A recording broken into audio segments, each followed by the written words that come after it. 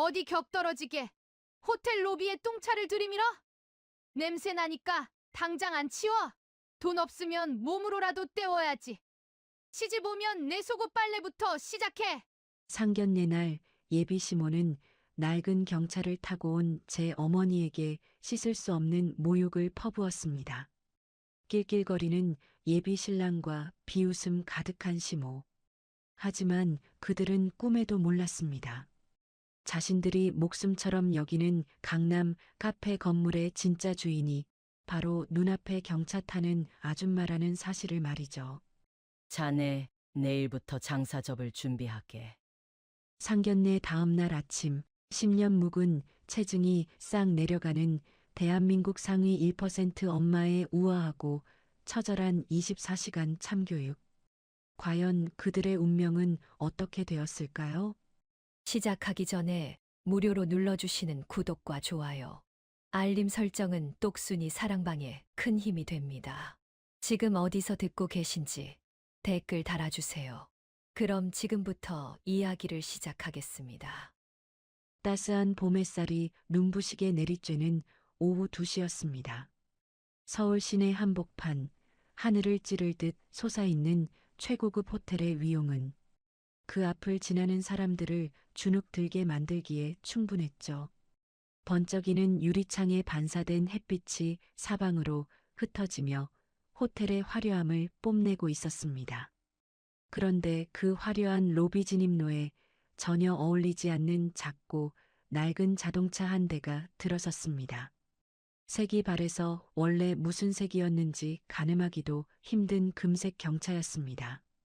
차체 곳곳에는 긁힌 자국이 선명했고 엔진 소리는 거친 숨을 몰아쉬는 노인처럼 덜덜거렸습니다.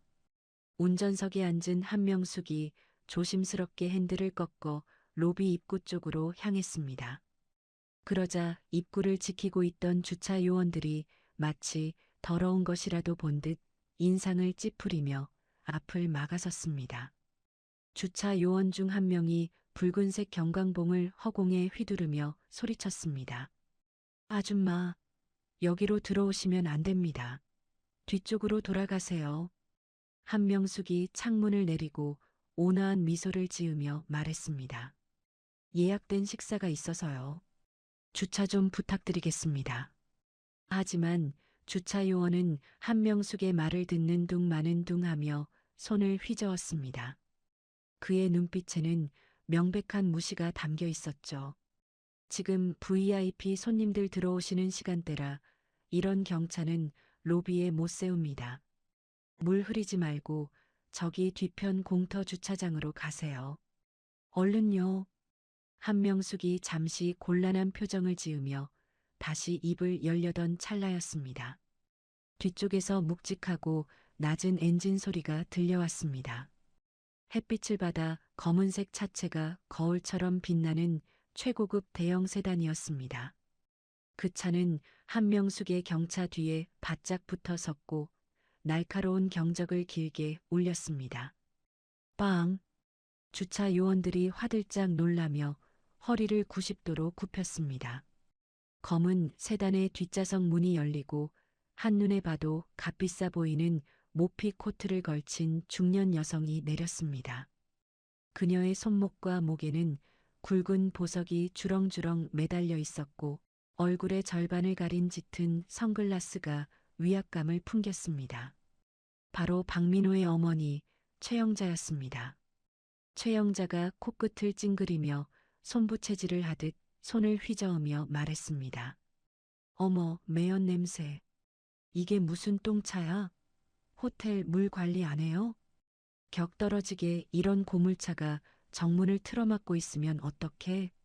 최영자의 앙칼진 목소리가 로비에 쩌렁쩌렁 울렸습니다. 주차 요원 중 책임자급으로 보이는 직원이 땀을 뻘뻘 흘리며 최영자에게 달려가 고개를 조아리며 대답했습니다. 죄송합니다, 사모님. 금방 치우겠습니다. 저희가 잠시 한눈 파는 사이에 최영자가 지갑에서 10,000원짜리 지폐 몇 장을 꺼내 직원에게 툭 던지며 말했습니다. 팁 줄 테니까 내 차에 흠집 안 나게 잘 모셔요. 그리고 저 고물차는 당장 눈앞에서 치워버려요. 쳐다만 봐도 재수 없으니까. 그때 조수석 문이 열리고 말끔한 정장 차림의 박민호가 내렸습니다. 그는 앞차의 운전석에 앉아 있는 사람이 누구인지 확인하고는 흠칫 놀라 굳어버렸습니다. 박민호가 당황한 기색을 감추지 못하고 더듬거리며 말했습니다. 어머니, 저 차. 최영자가 선글라스를 살짝 내리며 박민호가 가리키는 곳을 쳐다보았습니다. 운전석에 앉아있던 한명숙과 눈이 마주친 최영자의 입가에 비릿한 조소가 번졌습니다. 최영자가 어이없다는 듯 헛웃음을 터뜨리며 말했습니다. 세상에, 설마 사돈 되실 분이야? 저런 고물상을 끌고 여기까지 온 거야? 정말 수준 안 맞아서 원. 한명숙은 차 안에서 그 모든 모욕적인 언사를 듣고 있었지만 표정 하나 변하지 않았습니다. 그저 조용히 핸들을 잡은 손에 힘을 줄 뿐이었죠. 박민호는 예비 장모인 한명숙에게 다가와 인사할 생각도 하지 못한 채 주변 사람들의 시선이 부끄러운 듯 얼굴을 붉혔습니다. 박민호가 최영자의 팔을 잡아 끌며 재촉하듯 말했습니다. 어머니, 사람들 봐요. 일단 들어가시죠. 지은이가 기다리겠어요. 최영자가 박민호의 손을 뿌리치지 않고 거만하게 고개를 쳐들며 말했습니다. 그래, 들어가자. 여기서 이러고 있다간 내 옷에 싼티 묻겠다. 예, 너도 얼른 들어와라. 두 사람이 도망치듯 호텔 회전문을 통과해 사라지자 한명숙은 깊은 한숨을 내쉬었습니다. 주차 요원들은 여전히 한명숙을 벌레 보듯 쳐다보고 있었죠. 한명숙은 더 이상 그들과 실랑이하지 않기로 마음먹었습니다. 그녀는 익숙한 손놀림으로 기어를 넣고 차를 돌려 호텔 건물 뒤편 햇빛도 잘 들지 않는 구석진 야외 주차장으로 향했습니다.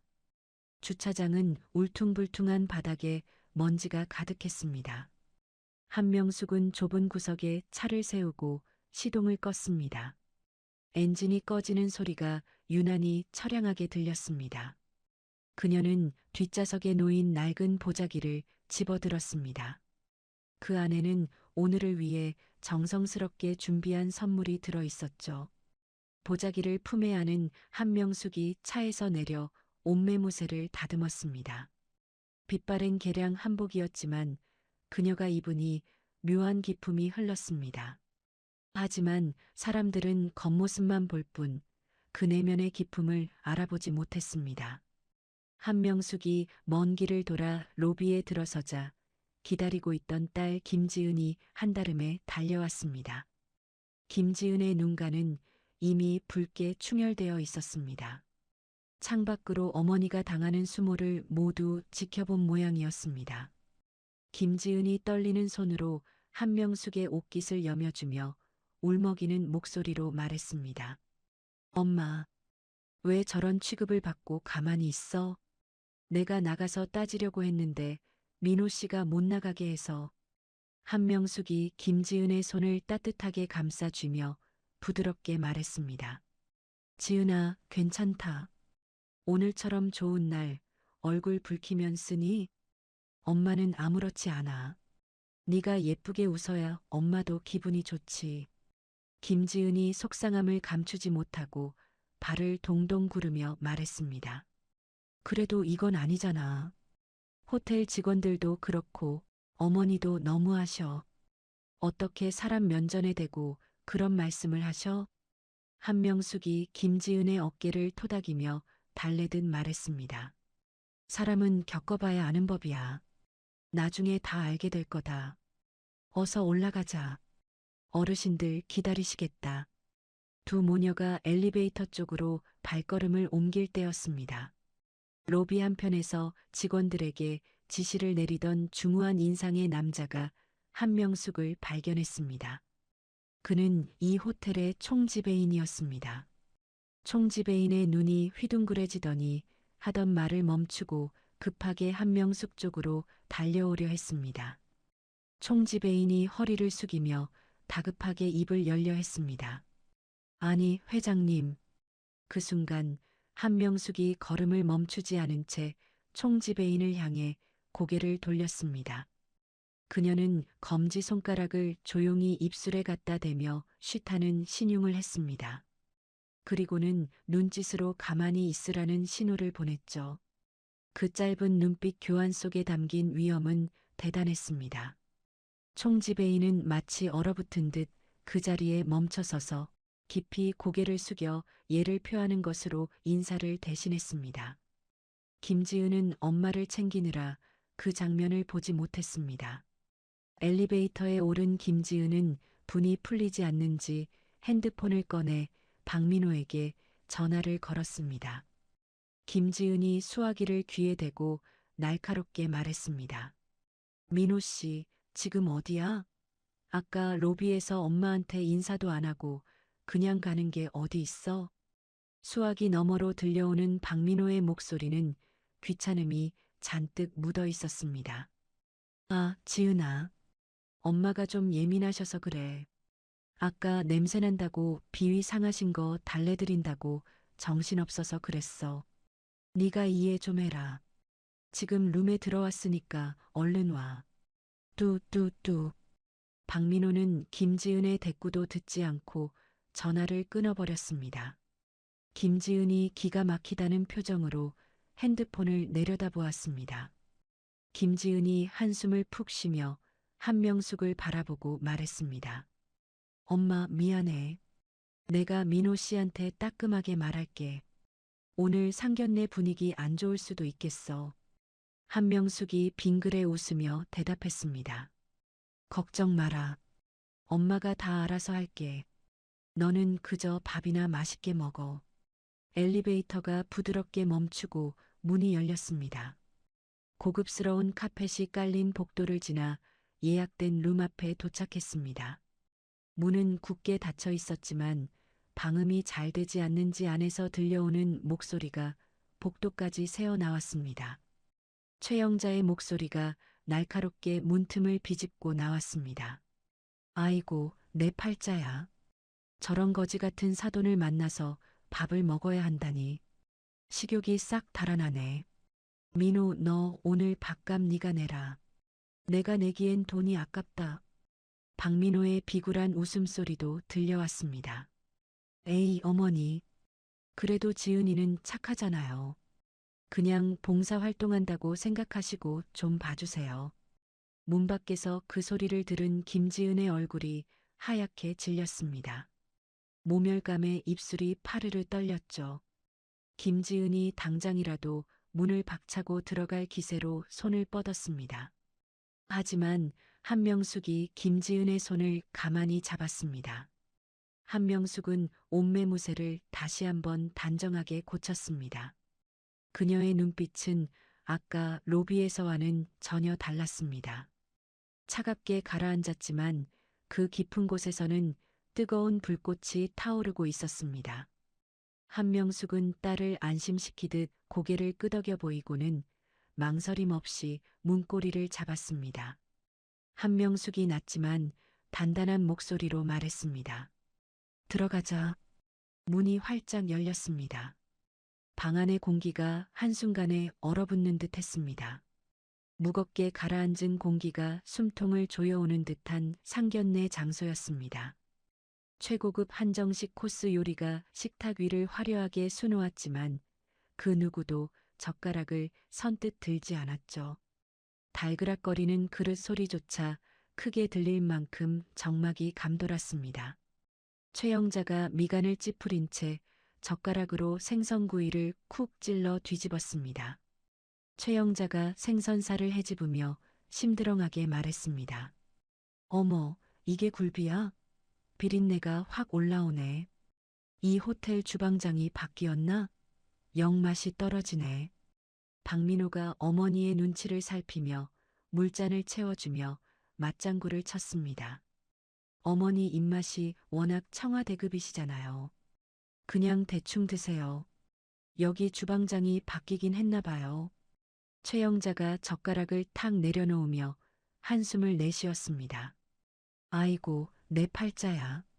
며느리 잘못 들이는 것도 서러운데 밥까지 맛이 없으니 원. 한명숙은 그 모욕적인 언사를 듣고도 온화한 미소를 잃지 않았습니다. 그녀는 식탁 아래에 두었던 낡은 보자기를 조심스럽게 꺼내 식탁 위에 올렸습니다. 오랜 시간 정성 들여 준비한 귀한 도라지 정과였습니다. 한명숙이 보자기를 최영자 쪽으로 밀며 공손하게 말했습니다. 귀한 분들 뵙는 자리라 빈손으로 오기 뭐해서 작게나마 준비했습니다. 입에 맞으실지 모르겠네요. 최영자가 선글라스를 코끝에 걸친 채 보자기를 힐끔 쳐다보았습니다. 그녀는 손가락 끝으로 보자기를 톡 건드리며 더러운 것을 만진 듯 인상을 썼습니다. 최영자가 코웃음을 치며 비아냥거렸습니다. 어머, 포장지 색깔 좀 봐. 이거 어디 시골 장터에서 사오셨어요? 냄새날 것 같아. 최영자는 보자기 매듭을 풀어보지도 않은 채 그것을 식탁 구석으로 툭 밀어버렸습니다. 보자기가 맥없이 밀려나 물컵 옆에 처박혔습니다. 김지은의 눈가가 파르르 떨리기 시작했습니다. 어머니가 밤을 새워가며 만든 정성을 쓰레기 취급하는 것을 더는 참기 힘들었죠. 김지은이 주먹을 꽉 쥐며 떨리는 목소리로 말했습니다. 어머니, 너무하시네요. 저희 엄마가 직접 만드신 거예요. 어떻게 열어보지도 않으세요? 박민호가 김지은을 째려보며 핀잔을 주었습니다. 야, 김지은. 너 왜 어른한테 말대꾸야? 우리 엄마가 비위가 좀 약하시잖아. 네가 이해해야지. 김지은이 기가 막히다는 표정으로 박민호를 쏘아보았습니다. 하지만 한명숙은 김지은의 손등을 가만히 두드리며 참으라는 신호를 보냈습니다. 한명숙이 차분한 목소리로 물었습니다. 사돈어른, 혹시 제가 타고 온 차나 제 차림새가 마음에 안 드시는지요? 최영자가 물 한 모금을 마시고는 냅킨으로 입을 닦으며 대답했습니다. 아니, 뭐 솔직히 말해서 격이 안 맞잖아요. 우리 민호는 강남에서 제일 잘 나가는 카페 사장이에요. 그런데 장모될 분이 마티즈라니 그것도 똥차를. 박민호가 킬킬거리며 끼어들었습니다. 장모님, 그 차 너무 위험해요. 제가 아는 폐차장 있는데 소개해 드릴까요? 고철값이라도 받으시게. 김지은이 자리에서 벌떡 일어날 뻔했습니다. 하지만 이번에도 한명숙의 손이 김지은을 강하게 눌러 앉혔습니다. 한명숙은 테이블 위에 올려둔 자신의 휴대전화 화면을 살짝 터치했습니다. 녹음 앱이 붉은 점을 반짝이며 돌아가고 있는 것을 확인했죠. 한명숙이 덤덤하게 물었습니다. 그럼 결혼 조건에 대해서는 어떻게 생각하시나요? 우리 지은이가 부족한 점이 많습니다만. 최영자가 기다렸다는 듯 자세를 고쳐 앉으며 눈을 빛냈습니다. 그녀는 손가락을 하나씩 꼽으며 계산기를 두드리기 시작했습니다. 최영자가 거만한 표정으로 턱을 치켜들며 말했습니다. 일단 우리 민호가 살고 있는 강남 아파트, 그거 전세금 반은 해오셔야죠? 요즘 집값이 얼만지 아시죠? 한명숙이 고개를 끄덕이며 되물었습니다. 네, 그리고 또 필요한 게 있으신가요? 최영자가 만족스러운 듯 입꼬리를 올리며 말을 이었습니다. 예단비는 현금으로 5억 준비하세요. 우리 민호차도 바꿀 때 됐으니 수입차 한 대 뽑아주시고요. 그 정도는 해야 우리 집안 격에 맞지 않겠어요? 김지은의 입이 딱 벌어졌습니다. 상상도 못한 무리한 요구에 말문이 막혔죠. 하지만 최영자의 폭언은 거기서 멈추지 않았습니다.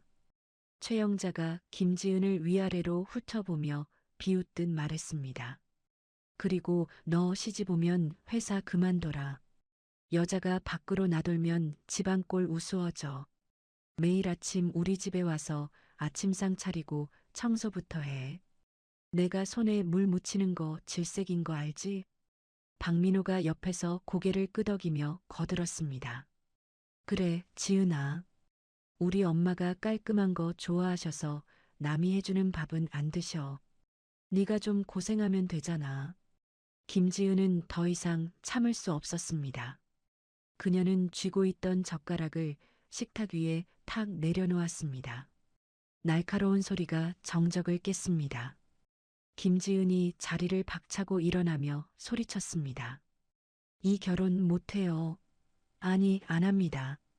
박민호가 당황하여 펄쩍 뛰며 소리쳤습니다. 아, 너 미쳤어? 어른들 앞에서 뭐 하는 짓이야? 너희 집안 가정교육이 이따위야? 김지은이 눈물을 글썽이며 박민호를 노려보았습니다. 가정교육? 지금 가정교육 못 받은 게 누군데 그래? 우리 엄마 무시하는 거 더는 못 참아. 최영자가 기가 막히다는 듯 혀를 차며 말했습니다. 어머, 어머. 얘 눈 뒤집히는 거 봐라. 내가 이럴 줄 알았어. 근본 없는 집안이랑 엮이는 게 아니었는데. 아수라장이 된 식탁 분위기 속에서도 한명숙은 흔들리지 않았습니다. 그녀는 천천히 자리에서 일어났습니다. 그 모습이 어찌나 침착하고 위험 있는지 소란스럽던 최영자와 박민호마저 순간 입을 다물었습니다. 한명숙이 서늘한 미소를 지으며 최영자를 똑바로 바라보았습니다. 사돈어른, 방금 하신 말씀들 전부 진심이시죠? 5억에 외제차에 우리 딸 식모살이까지. 최영자가 콧방귀를 뀌며 대꾸했습니다. 그럼 농담인 줄 알았어요? 돈 없으면 몸으로라도 때워야지. 어디 공짜로 시집 오려고. 한명숙이 고개를 천천히 끄덕였습니다. 알겠습니다. 아주 잘 알겠습니다. 그 말씀 뼈에 새겨듣죠. 한명숙은 휴대전화를 집어들고 녹음 종료 버튼을 눌렀습니다. 그리고는 지갑에서 카드를 한 장 꺼냈습니다. 일반적인 플라스틱 카드가 아니었습니다. 묵직한 무게감이 느껴지는 검은색 금속 카드. 바로 최상위 부유층만 소유한다는 블랙카드였습니다. 한명숙이 지나가던 지배인을 불러 카드를 건네며 말했습니다. 지배인님, 여기 계산해 주세요. 팁도 넉넉히 넣었으니 직원들끼리 나눠 가지시고요. 지배인이 두 손으로 공손히 카드를 받으며 허리를 90도로 숙였습니다. 네, 알겠습니다. 왜? 아니, 손님. 바로 처리해 드리겠습니다. 최영자가 그 모습을 보고 어이없다는 듯 웃음을 터뜨렸습니다. 그녀의 눈에는 그저 까만색 카드만 보일 뿐 그 가치는 보이지 않았습니다. 최영자가 손부채질을 하며 비꼬았습니다. 어머 세상에. 백화점 포인트 카드로 밥값을 계산해요? 없는 사람들이 자존심만 세다더니 별꼴을 다 보겠네. 박민호도 덩달아 킬킬거리며 비웃었습니다. 장모님, 그런 건 동네 슈퍼에서나 쓰시죠. 창피하게 여기서 뭐 하시는 거예요? 한명숙은 그들의 조롱에 대꾸할 가치조차 느끼지 못했습니다. 그녀는 김지은의 손을 꽉 잡고 식당 문을 향해 걸음을 옮겼습니다.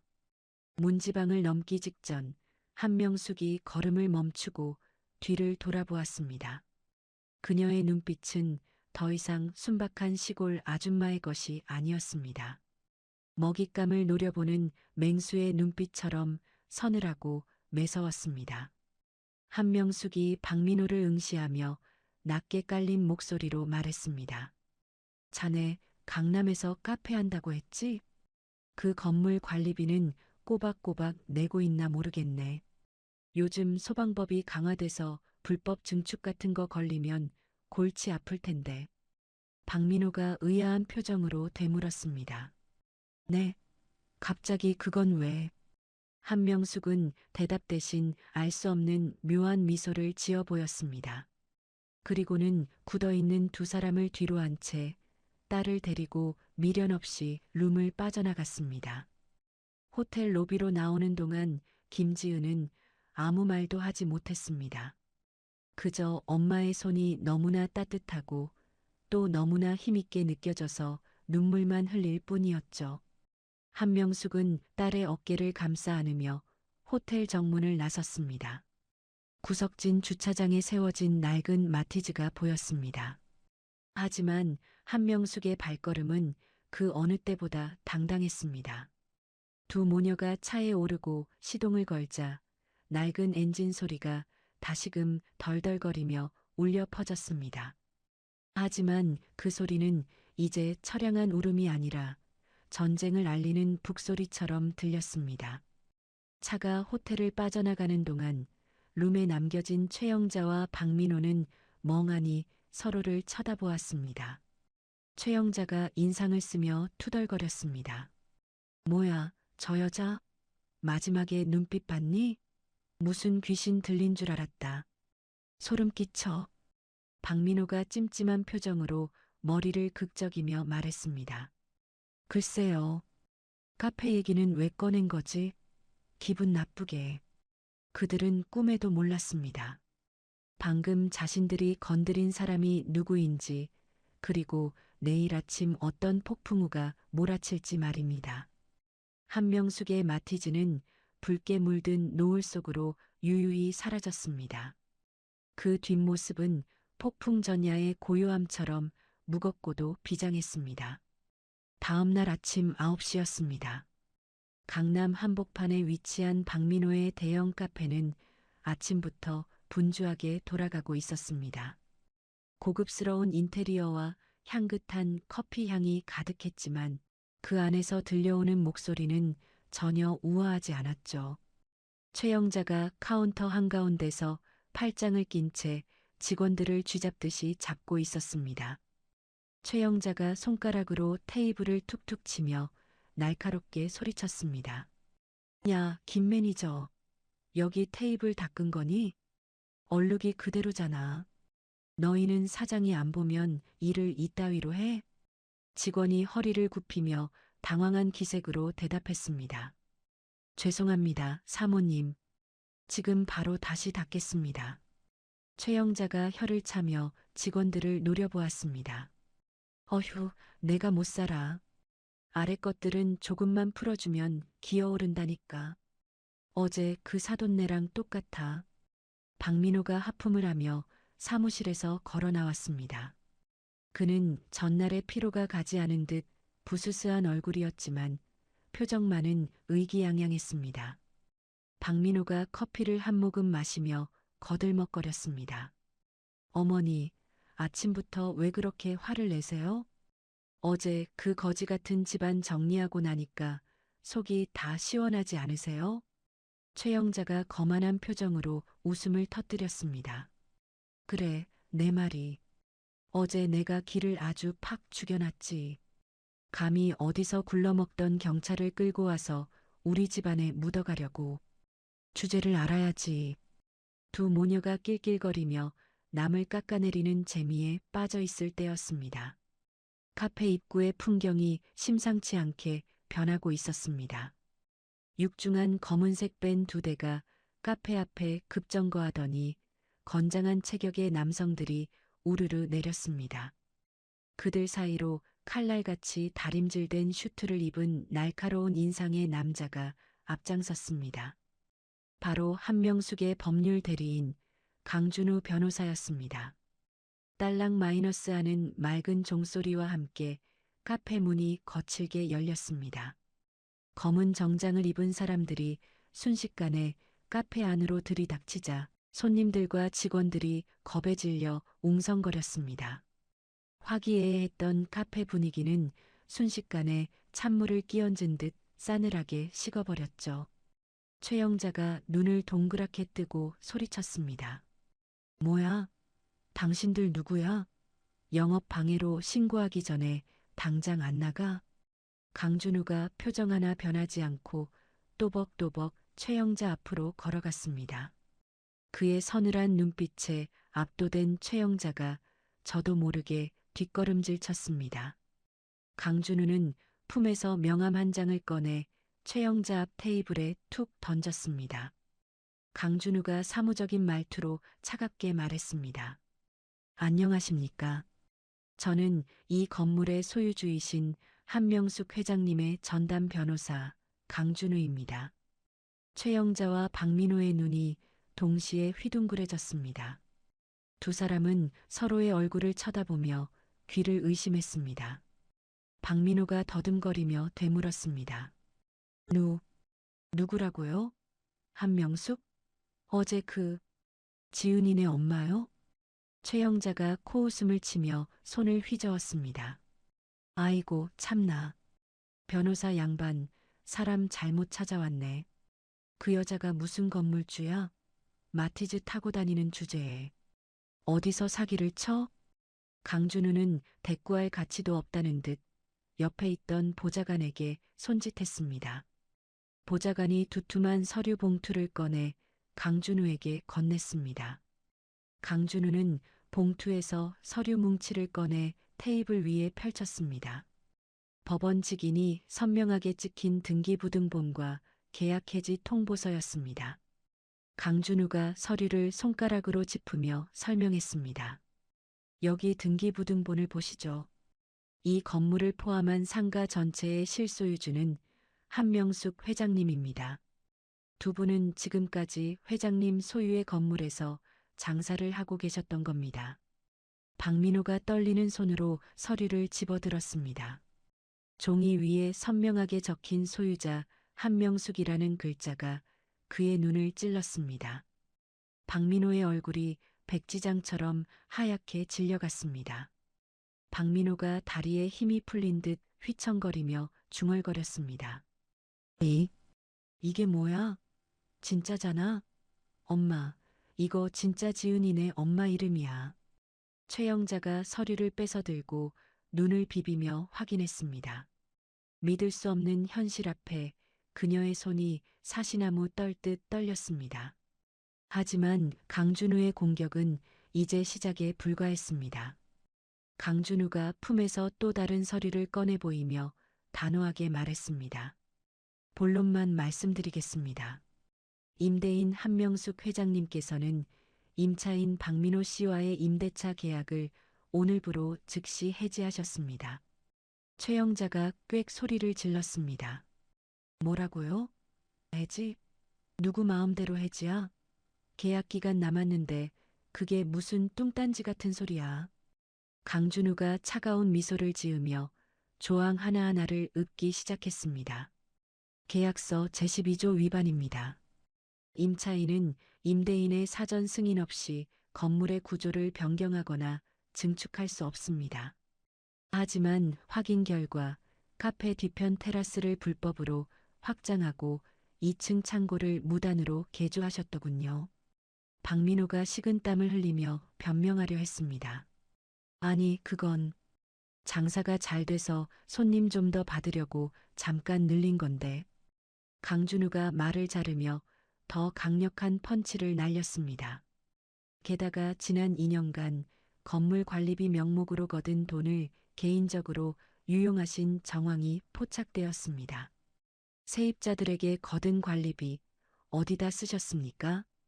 유흥비로 탕진하신 내역까지 전부 확보했습니다. 이는 명백한 횡령이자 계약 해지 사유입니다. 최영자의 얼굴이 흙빛으로 변했습니다. 그녀가 자랑하던 명품 가방과 보석들이 사실은 횡령한 돈으로 산 것이었음이 드러나는 순간이었습니다. 강준우는 시간을 주지 않고 즉시 행동을 개시했습니다. 강준우가 뒤에 있던 집행관들에게 지시를 내렸습니다. 집행 시작하세요. 명령이 떨어지자마자 건장한 남성들이 붉은색 압류 딱지를 들고 카페 곳곳으로 흩어졌습니다. 최영자가 아끼던 고가의 수입 가구, 벽에 걸린 미술품, 최고급 에스프레소 머신에 차례대로 빨간 딱지가 붙기 시작했습니다. 카페는 순식간에 아수라장이 되었습니다. 최영자가 비명을 지르며 달려들어 집행관의 팔을 붙잡았습니다. 안 돼. 이거 내 거야. 내가 이탈리아에서 직수입한 거라고. 어디다 딱지를 붙여. 집행관이 무표정하게 최영자를 밀어내며 딱지를 붙였습니다. 공무집행 방해하지 마세요. 더 큰일 치르고 싶으십니까? 박민호는 구석에서 핸드폰을 꺼내 미친 듯이 전화를 걸었습니다. 수신이는 장모님이라고 저장된 한명숙이었습니다. 하지만 수화기 너머에서는 차가운 기계음만 들려올 뿐이었습니다. 지금 거신 번호는 없는 번호입니다. 확인 후 다시 걸어주시기 바랍니다. 박민호가 절망적인 목소리로 울부짖었습니다. 엄마, 전화가 안 돼. 없는 번호래. 우리 이제 어떡해? 상황이 돌이킬 수 없음을 깨달은 최영자가 바닥에 주저앉았다가 강준우의 바짓가랑이를 잡고 매달렸습니다. 방금 전까지 기세등등하던 모습은 온데간데 없고 비굴하기 짝이 없는 모습이었죠. 최영자가 눈물 콧물을 흘리며 애원했습니다. 변호사 양반, 우리 좀 살려줘요. 사돈끼리 이러는 게 어디 있어? 내가 어제는 실언을 좀 했지만 다 우리 애들 잘 살라고 그런 거잖아. 제발 한 번만 봐줘요. 강준우가 혐오스럽다는 눈빛으로 자신의 바지를 잡은 최영자의 손을 내려다보았습니다. 그는 손을 쓰지도 않고 다리를 빼내며 매몰차게 말했습니다. 강준우가 싸늘하게 쏘아붙였습니다. 사돈이라뇨? 어제부로 파혼 통보하지 않으셨습니까? 법적으로 두 분은 회장님과 아무런 관계가 없는 남입니다. 그리고 회장님께서 전하라고 하신 말씀이 있습니다. 최영자와 박민호가 멍하니 고개를 들어 강준우를 바라보았습니다. 강준우가 또박또박 말을 이었습니다. 돈이 없으면 몸으로 때우라고 하셨죠? 이제 그 말 본인들이 실천하실 차례입니다. 불법 증축물 원상복구 비용, 밀린 관리비, 위약금까지 전부 배상하지 못하면 형사 고소까지 진행될 겁니다. 몸으로 때우시든 감옥에서 때우시든 알아서 하십시오. 강준우는 넋이 나간 두 사람을 뒤로하고 직원들을 향해 소리쳤습니다. 지금부터 이 사업장은 폐쇄합니다. 손님들 내보내고 셔터 내리세요. 직원들은 사장인 박민호의 눈치를 보는 대신 강준우의 기세에 눌려 손님들에게 양해를 구하며 내보내기 시작했습니다. 텅 빈 카페 안에는 붉은 딱지가 덕지덕지 붙은 집기들과 바닥에 주저앉은 두 모녀만이 덩그러니 남겨졌습니다. 카페에 화려했던 조명이 하나둘 꺼지기 시작했습니다. 강준우가 마지막으로 나가며 카페 문을 굳게 잠갔습니다. 통유리 너머로 쫓겨난 최영자와 박민호가 유리를 두드리며 소리치는 모습이 보였지만 소리는 차단되어 들리지 않았습니다. 그 비참한 광경을 지켜보는 시선이 하나 더 있었습니다. 카페 건너편 도로변에 정차된 최고급 검은색 세단이었습니다. 뒷좌석의 창문이 천천히, 아주 천천히 내려갔습니다. 그 안에는 어제와 달리 고급스러운 정장을 입고 우아하게 선글라스를 낀 한명숙이 앉아 있었습니다. 한명숙은 선글라스를 살짝 내리고 자신의 건물 앞에서 절규하고 있는 최영자와 박민호를 무표정하게 바라보았습니다. 분노도 동정도 느껴지지 않는 서늘한 눈빛이었습니다. 마치 벌레가 발버둥 치는 것을 보는 듯한 무심함이 그곳에 있었습니다. 박민호가 우연히 고개를 돌렸다가 한명숙과 눈이 마주쳤습니다. 박민호의 입이 떡 벌어지며 손가락으로 한명숙을 가리켰습니다. 엄마, 저기 지은이네 엄마. 최영자가 급히 고개를 돌렸지만 한명숙은 이미 창문을 올리고 있었습니다. 검은색 유리창이 닫히며 한명숙의 얼굴이 사라졌습니다. 그것은 두 사람에게 내려진 사형 선고와도 같았습니다. 한명숙의 차는 미끄러지듯 도로를 빠져나갔습니다. 운전석의 기사가 룸미러를 통해 한명숙을 보며 조심스럽게 물었습니다. 회장님, 괜찮으십니까? 바로 댁으로 모실까요? 한명숙이 창밖을 바라보며 담담하게 대답했습니다. 아니요. 회사로 가주세요. 내 딸이 일하는 곳이 어떤지 좀 봐야겠어요. 이제 시작이니까요. 차는 속도를 높여 빌딩 숲 사이로 사라졌습니다. 길거리에 나앉게 된 최영자와 박민호의 비명은 도시의 소음에 묻혀 누구에게도 닿지 않았습니다. 봄 햇살은 여전히 따사로웠지만 두 사람에게는 혹독한 겨울의 시작이었습니다. 그날 저녁 도시의 화려한 네온 사인이 하나둘 켜질 무렵이었습니다. 김지은의 자취방에는 어둠이 짙게 깔려 있었습니다. 불도 켜지 않은 방 한 구석, 김지은은 멍하니 앉아 박민호와 함께 찍었던 사진들을 정리하고 있었습니다. 액자 속에서 환하게 웃고 있는 두 사람의 모습이 지금은 너무나 낯설게 느껴졌죠. 김지은이 액자에서 사진을 꺼내 반으로 찢으며 흐느꼈습니다. 김지은이 찢어진 사진을 쓰레기 봉투에 넣으며 혼잣말을 했습니다. 바보 같아, 김지은. 정말 바보 같아. 이런 사람인 줄도 모르고 좋다고 웃고 있었다니. 책상 위에 놓인 휴대전화는 아까부터 쉴 새 없이 진동을 울려대고 있었습니다. 화면에는 박민호라는 이름과 함께 부재중 전화가 수십 통째 찍히고 있었죠. 문자 메시지 알림음도 연달아 울렸습니다. 지은아, 제발 전화 좀 받아봐. 내가 다 우리 엄마가 잠깐 미쳤었나 봐.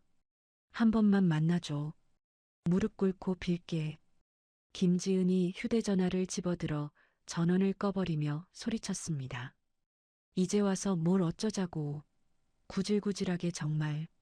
전화기는 꺼졌지만 김지은의 마음속에 남은 상처는 쉽게 꺼지지 않았습니다. 좁은 방 안에 갇혀 있다가는 숨이 막혀 죽을 것만 같았습니다. 김지은은 겉옷 하나를 대충 걸치고 도망치듯 집 밖으로 나왔습니다. 무작정 걷다 보니 발길이 닿은 곳은 한강공원이었습니다. 차가운 강바람이 김지은의 헝클어진 머리카락을 마구 흔들었습니다. 그녀는 강물이 훤히 내려다 보이는 벤치에 힘없이 주저앉았습니다. 검은 강물 위로 도시의 불빛이 일렁이는 모습이 마치 자신의 흔들리는 마음 같았죠. 김지은이 무릎에 얼굴을 묻으며 오열했습니다. 엄마한테 너무 미안해서 어떡해. 나 때문에 그런 수모를 당하시고. 그때였습니다. 조깅을 하던 한 남자가 김지은의 벤치 옆을 지나다가 멈칫했습니다. 김지은이 고개를 숙인 채 울고 있을 때 주머니에서 지갑이 스르르 미끄러져 바닥에 떨어졌기 때문입니다. 남자가 다가와 지갑을 주워들었습니다. 남자가 숨을 고르며 부드러운 목소리로 말을 걸었습니다. 저기요, 지갑 떨어뜨리셨는데요. 김지은이 깜짝 놀라 고개를 들었습니다. 눈물 범벅이 된 얼굴로 남자를 바라보았죠. 운동복 차림에 땀방울이 맺힌 남자의 얼굴이 가로등 불빛 아래 드러났습니다. 남자의 눈이 동그랗게 커졌습니다. 남자가 믿을 수 없다는 듯 김지은을 가리키며 외쳤습니다. 너 혹시 김지은 아니니? 해성여고 김지은? 김지은이 눈물을 훔치며 남자의 얼굴을 자세히 뜯어보았습니다. 선한 눈매와 다부진 입술, 기억 속에 누군가가 떠올랐습니다. 김지은이 떨리는 목소리로 되물었습니다. 너 강도현? 도현이 맞니? 강도현이었습니다. 고등학교 시절 김지은의 뒤만 졸졸 따라다니며 짝사랑했던 순수했던 소년. 그 소년이 어느새 훤칠하고 듬직한 청년이 되어 눈앞에 서 있었습니다. 강도현이 반가움에 활짝 웃으려다 김지은의 퉁퉁 부은 눈을 보고는 표정을 굳혔습니다. 강도현이 걱정스러운 눈빛으로 물었습니다. 지은아, 무슨 일 있어? 왜 이렇게 울고 있어? 김지은은 차마 대답을 하지 못하고 고개를 돌렸습니다. 오랜만에 만난 동창에게 이런 비참한 꼴을 보이다니 쥐구멍에라도 숨고 싶었죠. 강도현은 김지은을 재촉하는 대신 잠시 망설이다가 자판기 쪽으로 뛰어갔습니다. 잠시 후 그는 따뜻한 캔커피 2개를 들고 돌아왔습니다. 강도연이 캔커피를 김지은의 손에 쥐어주며 옆자리에 앉았습니다. 일단 이거 마시면서 좀 진정해. 손이 얼음장이다. 김지은이 따뜻한 캔을 2손으로 감싸 쥐자 온기가 손끝을 타고 전해졌습니다. 그 온기가 꽁꽁 얼어붙었던 마음까지 녹이는 것 같았습니다. 강도연은 아무것도 묻지 않고 묵묵히 강물만 바라보았습니다. 그 침묵이 오히려 김지은에게는 위로가 되었습니다. 한참의 정적 끝에 김지은이 먼저 입을 열었습니다. 나 파혼했어. 바로 어제. 강도연이 놀란 기색을 감추고 조용히 고개를 끄덕였습니다. 그랬구나. 많이 힘들었겠다. 김지은이 쓴웃음을 지으며 말을 이었습니다. 정말 바보 같지? 남들은 다 아니라는데 나만 좋다고 매달렸어. 우리 엄마 가슴에 대못 박는 줄도 모르고 그 집안이 돈 좀 있다고 유세 떨 때 내가 딱 잘라냈어야 했는데. 김지은은 복물 터지듯 속에 있던 이야기를 쏟아냈습니다. 상견례장에서 있었던 일, 엄마가 당한 무시, 박민호의 비겁한 태도까지. 강도연은 중간에 말을 끊지 않고 끝까지 들어주었습니다. 가끔 저런 나쁜 놈들, 네가 고생이 많았네라며 맞장구를 쳐줄 뿐이었죠. 모든 이야기를 털어놓고 나니 김지은의 속이 한결 후련해졌습니다. 강도연이 김지은 쪽으로 몸을 돌리며 진지한 표정으로 말했습니다. 지은아, 자책하지 마. 네가 잘못한 거 하나도 없어. 사람 보는 눈이 좀 없었던 건 인정하지만 그건 그놈이 연기를 잘한 탓이지 내 탓이 아니야. 김지은이 피식 웃음을 터뜨렸습니다. 위로하는 거야? 놀리는 거야? 강도연이 따라 웃으며 김지은의 눈을 똑바로 바라보았습니다. 진심이야. 넌 고등학교 때부터 똑똑하고 당찼잖아. 지금도 충분히 멋져. 그런 놈 때문에 내 가치를 깎아내리지 마. 원래 똥차가 가고 나면 벤츠가 온다는 말도 있잖아. 김지은이 강도연의 말에 고개를 끄덕였습니다. 그래, 내 말이 맞아. 액땜했다고 생각해야지. 엄마를 위해서라도 내가 더 보란 듯이 잘 살 거야. 강도연이 주머니에서 휴대전화를 꺼내 내밀었습니다. 자, 번호 찍어. 동창회도 안 나와서 연락할 길 없었는데 이렇게 만난 것도 인연이다.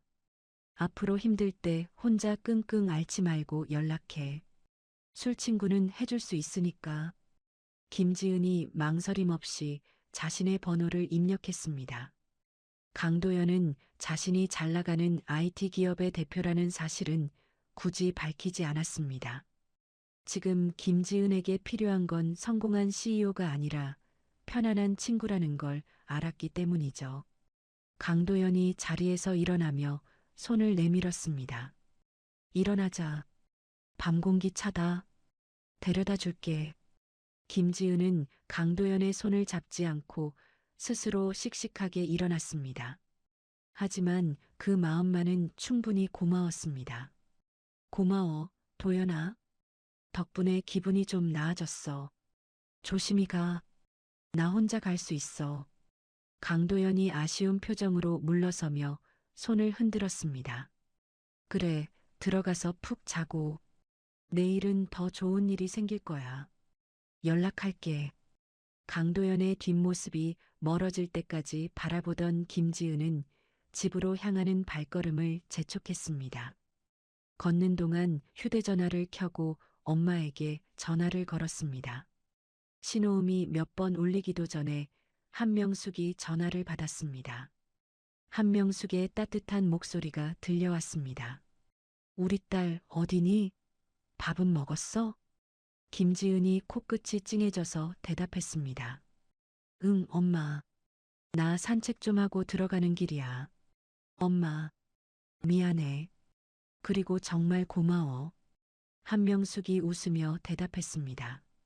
미안하긴 뭐가 미안해. 엄마가 다 해결하고 있으니까 넌 아무 걱정하지 마. 우리 지은이는 엄마의 자부심이야. 알지? 이제부터 꽃길만 걷게 해줄게. 김지은이 눈물을 닦으며 힘주어 말했습니다. 응, 엄마. 나 이제 진짜 정신 차렸어. 회사 일도 더 열심히 하고 엄마한테 부끄럽지 않은 딸 될게. 다음 날 아침이 밝았습니다. 김지은은 평소보다 1시간 일찍 일어났습니다. 거울 앞에 선 그녀의 모습은 어제와 확연히 달랐습니다. 푸석했던 얼굴에는 생기가 돌았고 눈빛은 결연했습니다. 그녀는 옷장에서 가장 아끼는 짙은 네이비색 정장을 꺼내 입었습니다. 딱 떨어지는 재킷과 하이힐, 그리고 단정하게 묶은 머리까지 완벽한 커리어 우먼의 모습이었죠. 김지은이 현관을 나서며 구두 굽소리를 경쾌하게 울렸습니다. 좋아, 다시 시작하는 거야. 회사에 도착한 김지은은 자리에 앉자마자 서류 뭉치를 꺼냈습니다. 그동안 박민호와의 결혼 준비 때문에 미뤄두었던 해외 마케팅 프로젝트 기획안이었습니다. 밤새 머릿속으로 구상했던 아이디어들을 거침없이 써내려갔습니다. 점심시간이 되기 전 김지은은 완성된 기획안을 들고 본부장실로 향했습니다. 본부장에게 기획안을 제출하고 나오는 김지은의 발걸음은 날아갈 듯 가벼웠습니다. 동료들이 점심을 먹으러 가자며 불렀지만 김지은은 로비에 있는 카페에서 커피를 사오겠다며 먼저 내려갔습니다. 엘리베이터 문이 1층 로비에서 열리는 순간이었습니다. 로비 한가운데 헝클어진 머리에 며칠은 못 씻은 듯한 몰골의 남자가 서성이고 있었습니다. 박민호였습니다. 그는 초조한 듯 손톱을 물어뜯으며 입구를 지키고 있다가 김지은을 발견하고 달려들었습니다. 박민호가 김지은의 팔목을 거칠게 낚아채며 소리쳤습니다. 지은아, 너 왜 전화 안 받아? 내가 여기서 얼마나 기다렸는지 알아? 김지은이 기겁하며 팔을 뿌리치려 했지만 남자의 악력을 당해낼 수 없었습니다. 주변을 지나던 직원들이 놀라서 쳐다보았지만 박민호는 아랑곳하지 않았습니다. 김지은이 낮게 으르렁거렸습니다. 이거나 여기서 소란 피우지 말고 당장 나가. 경찰 부르기 전에. 박민호가 김지은에게 매달리며 애원했습니다. 경찰? 야, 우리가 남이야? 제발 엄마한테 말 좀 잘해줘. 우리 카페 다 망하게 생겼어. 너희 엄마가 진짜 건물주라며? 네가 말만 잘하면 봐주실 거 아니야. 김지은이 기가 차다는 듯 헛웃음을 터뜨렸습니다. 지금 그게 할 소리니? 우리 엄마 무시할 땐 언제고 이제 와서 봐달라고? 꿈깨. 박민호가 표정을 싹 바꾸며 험악하게 위협했습니다. 이게 진짜 좋게 말하니까. 너 나랑 결혼하기로 했잖아. 위약금 물어내기 싫으면 당장 엄마한테 전화해. 박민호가 김지은의 팔을 으스러져라 꽉 쥐자 김지은이 고통에 비명을 질렀습니다. 아, 아파. 놓으라고. 그때였습니다. 누군가의 크고 단단한 손이 박민호의 손목을 낚아챘습니다. 우지끈 소리가 날 정도로 강력한 힘이었습니다. 박민호가 비명을 지르며 김지은의 팔을 놓았습니다. 아, 뭐야, 너 누구야? 김지은을 보호하듯 앞을 막아서는 넓은 등판이 보였습니다. 말끔한 슈트 차림에 서늘한 눈빛을 한 남자, 강도연이었습니다. 강도연은 업무 협차 이 회사에 방문했다가 우연히 이 광경을 목격한 것이었습니다. 강도연이 박민호의 손목을 비틀며 낮고 위압적인 목소리로 말했습니다. 그 더러운 손, 당장 치워. 여자한테 손 찍어마는 게 내 놈이 말하는 사랑이냐? 박민호가 강도연의 기세에 눌려 뒷걸음질 쳤습니다. 너는 또 뭐야? 남의 연애사에 왜 끼어들어? 강도연이 피식 웃으며 박민호를 벌레 보듯 쳐다보았습니다. 연애사? 내가 보기엔 스토킹 범죄 현장 같은데. 지금 당장 보안팀 부르고 경찰에 넘겨줄까? 아니면 내 손으로 조용히 처리해줄까? 강도연의 뒤로 회사 보안 요원들이 달려오는 모습이 보였습니다. 박민호는 겁에 질린 표정으로 강도연과 김지은을 번갈아 보았습니다. 강도연이 김지은을 돌아보며 다정하게 물었습니다. 지은아, 괜찮아? 어디 다친 데 없어? 김지은이 얼떨떨한 표정으로 고개를 끄덕였습니다. 난 괜찮아. 도연아, 네가 어떻게 여기에? 박민호가 그 틈을 타 도망치듯 회전문을 빠져나갔습니다. 두고 봐. 내가 이대로 당할 것 같아? 도망치는 박민호의 뒤통수에 대고 강도연이 옷매무새를 정리하며 차갑게 중얼거렸습니다. 두고 보긴 뭘 두고 봐. 이제 시작인데. 김지은은 멍하니 강도연을 바라보았습니다. 어젯밤 추리닝 차림에 편안했던 친구는 온데간데 없고 위기 속에서 자신을 구해준 백마탄 왕자님 같은 모습이 낯설면서도 든든했습니다. 강도연과 김지은의 시선이 마주쳤습니다. 절망의 끝에서 시작된 새로운 인연, 그 설레는 서막이 오르고 있었습니다. 강도연의 서늘한 경고는 회사 로비의 공기를 얼어붙게 만들었습니다. 박민호는 강도연의 기세에 눌려 숨소리조차 제대로 내지 못했습니다. 그는 쥐구멍이라도 찾고 싶은 심정으로 뒷걸음질을 쳤습니다. 주변에 모여든 사람들이 수군거리며 박민호를 향해 손가락질을 했습니다. 강도연이 박민호의 코앞까지 다가가 낮게 으르렁거렸습니다. 한 번만 더 지은이 앞에 나타나면 그땐 법이 아니라 내 주먹이 먼저 나갈 거야. 알아들었어? 박민호가 비굴하게 고개를 끄덕이며 더듬거렸습니다. 아, 알았어. 간다가. 남의 회사에서 왜 이래? 박민호는 도망치듯 회전문을 밀고 밖으로 뛰쳐나갔습니다. 그 뒷모습이 어찌나 초라한지 지켜보던 김지은조차 헛웃음이 나올 지경이었습니다.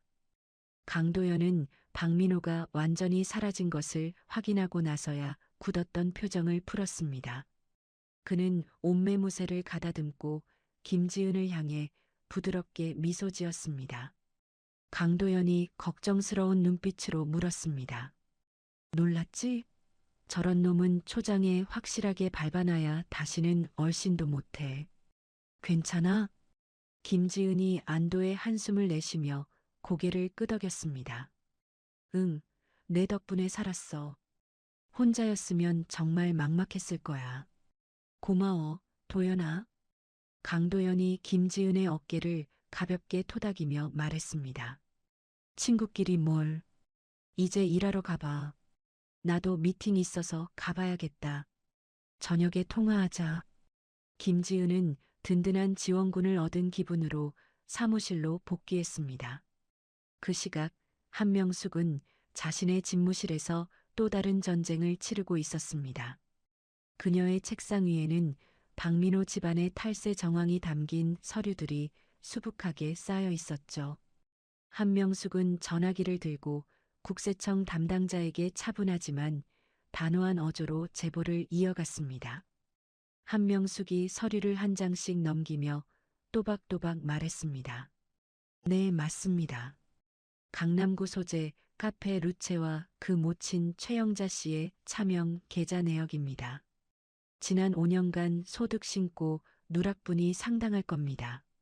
철저하게 조사 부탁드립니다. 전화를 끊은 한명숙은 곧바로 주거래 은행 지점장에게 전화를 걸었습니다. 그녀의 목소리에는 한치의 망설임도 없었습니다. 한명숙이 냉정하게 지시했습니다. 지점장님, 저 한명숙입니다. 박민호 씨 명의로 된 대출건들 만기 연장 절대 불가입니다. 규정대로 즉시 회수 절차 밟아주세요. 한명숙의 전화 한 통으로 박민호 집안의 자금줄은 순식간에 차단되었습니다. 그날 오후 최영자는 강남의 한 명품 중고 매입처를 찾았습니다. 그녀의 양손에는 아끼던 명품 가방과 보석함이 들려 있었습니다. 생활비는커녕 당장 밀린 월세를 내기도 벅찬 상황이 되자 눈물을 머금고 팔러 온 것이었죠. 최영자가 가방을 카운터에 내려놓으며 콧대 높게 말했습니다. 이거 알죠? 국내에 5개밖에 안 들어온 한정판이에요. 내가 이거 살 때 얼마나 공을 들였는데 값 좀 잘 쳐줘요. 매입 직원이 흰 장갑을 끼고 가방을 이리저리 살펴보더니 시큰둥한 표정을 지었습니다. 그는 계산기를 두드리며 터무니없이 낮은 금액을 제시했습니다. 직원이 계산기를 최영자 쪽으로 밀며 건조하게 말했습니다.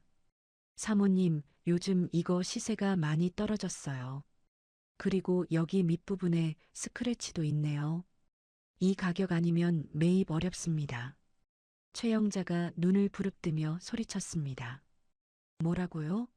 아니, 내가 이걸 얼마 주고 샀는데 도둑놈들 아니야?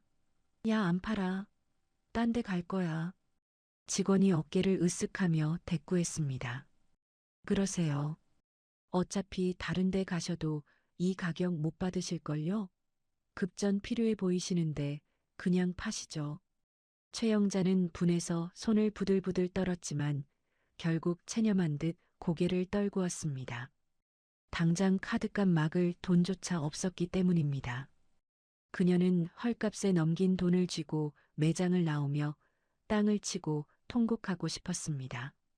반면 김지은에게는 인생 최고의 순간이 찾아왔습니다. 며칠 후 회사 대강당에서는 전사 직원이 모인 가운데 승진 발령식이 열렸습니다. 단상 위에 오른 김지은의 이름이 호명되자 우레와 같은 박수가 쏟아졌습니다.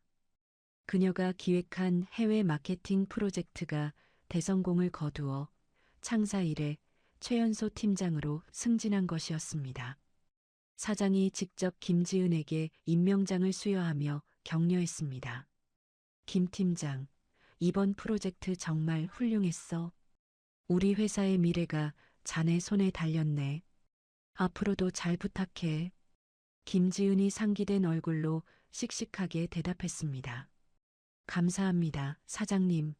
실망시켜드리지 않도록 최선을 다하겠습니다.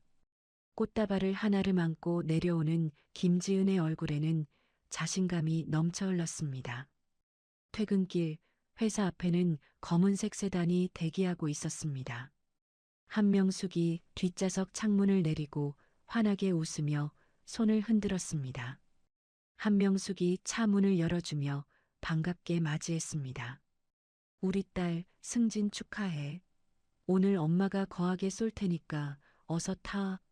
김지은이 차에 오르며 행복한 표정으로 말했습니다. 엄마, 나 진짜 꿈만 같아. 팀장이라니. 다 엄마 덕분이야. 차가 도착한 곳은 바로 그 호텔이었습니다. 상견례 날 모욕을 당했던 그 한정식 집이었죠. 하지만 이번에는 상황이 완전히 달랐습니다. 입구에 들어서자마자 총지배인이 달려나와 90도로 허리를 굽혀 인사했습니다. 총지배인이 공손하게 안내하며 말했습니다. 회장님 오셨습니까? 따님 승진 정말 축하드립니다. 전망 제일 좋은 VIP 룸으로 준비했습니다. 직원들이 일사불란하게 움직이며 두 모녀를 에스코트했습니다. 김지은은 달라진 대우에 어리둥절하면서도 당당하게 걷는 엄마의 뒷모습을 보며 묘한 쾌감을 느꼈습니다. 가장 비싼 코스 요리가 상다리가 부러지게 차려졌습니다. 한명숙은 와인 잔을 들고 김지은과 건배를 했습니다. 한명숙이 따뜻한 눈빛으로 김지은을 바라보며 말했습니다. 지은아, 그동안 엄마가 너무 꽁꽁 숨기고 살았지? 네가 혹시라도 돈맛을 알고 나태해질까봐 걱정했었어. 그런데 이제 보니 엄마 걱정이 기우였구나. 한명숙은 가방에서 통장 하나를 꺼내 김지은에게 건넸습니다. 김지은이 통장을 열어보더니 입을 다물지 못했습니다. 그곳에는 영이 셀 수 없이 많이 찍힌 잔액이 인쇄되어 있었습니다. 김지은이 떨리는 목소리로 물었습니다.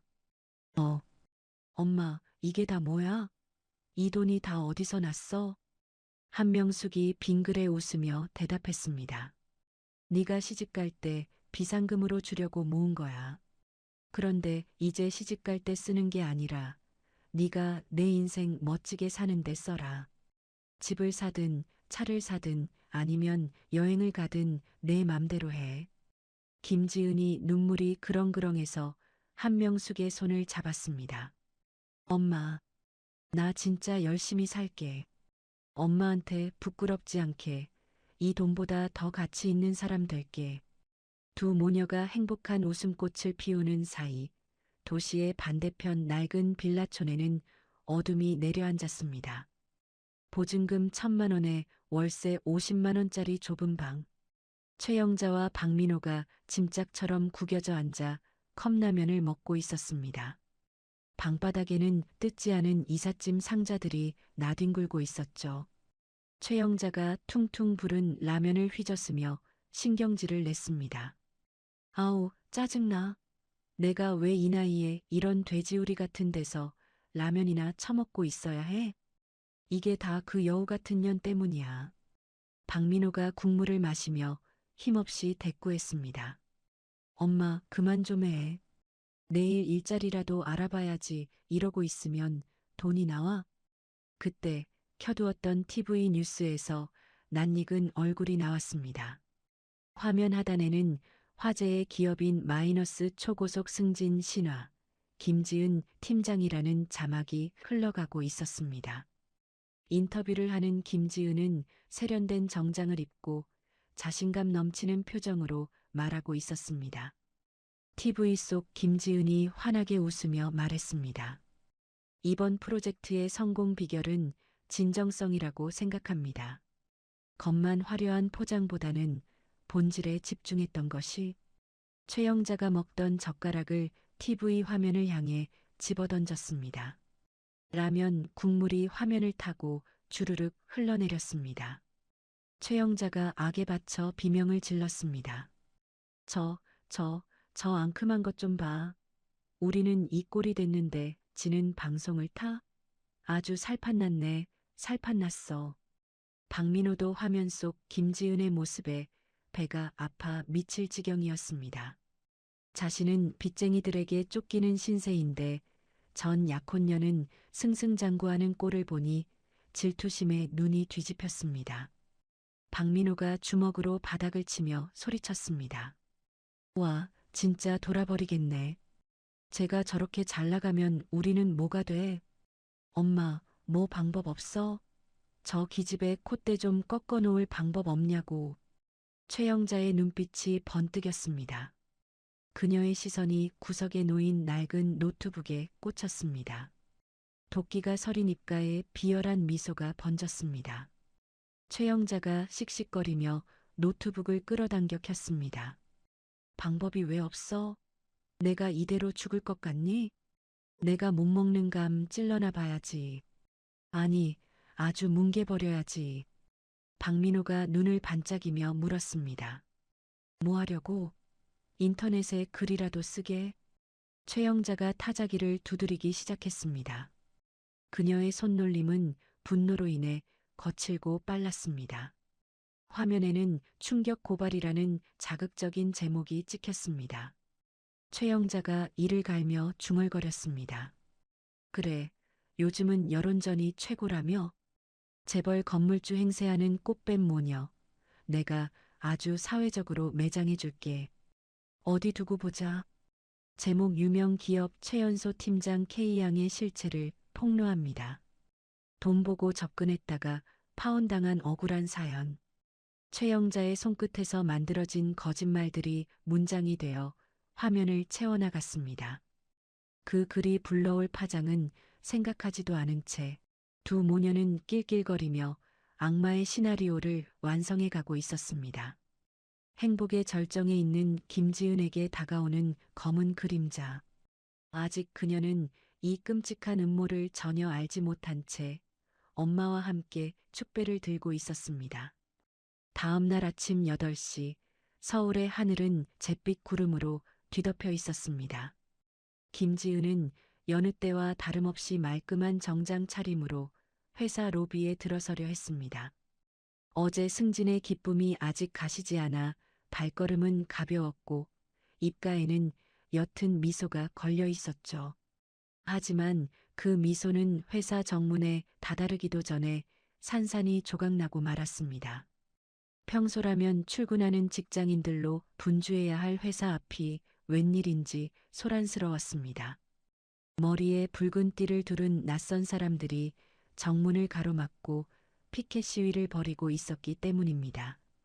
그들이 들고 있는 피켓에 적힌 문구는 충격적이었습니다. 재벌 건물주 행세하는 꽃뱀 모녀, 내 아들 인생 돌려내라.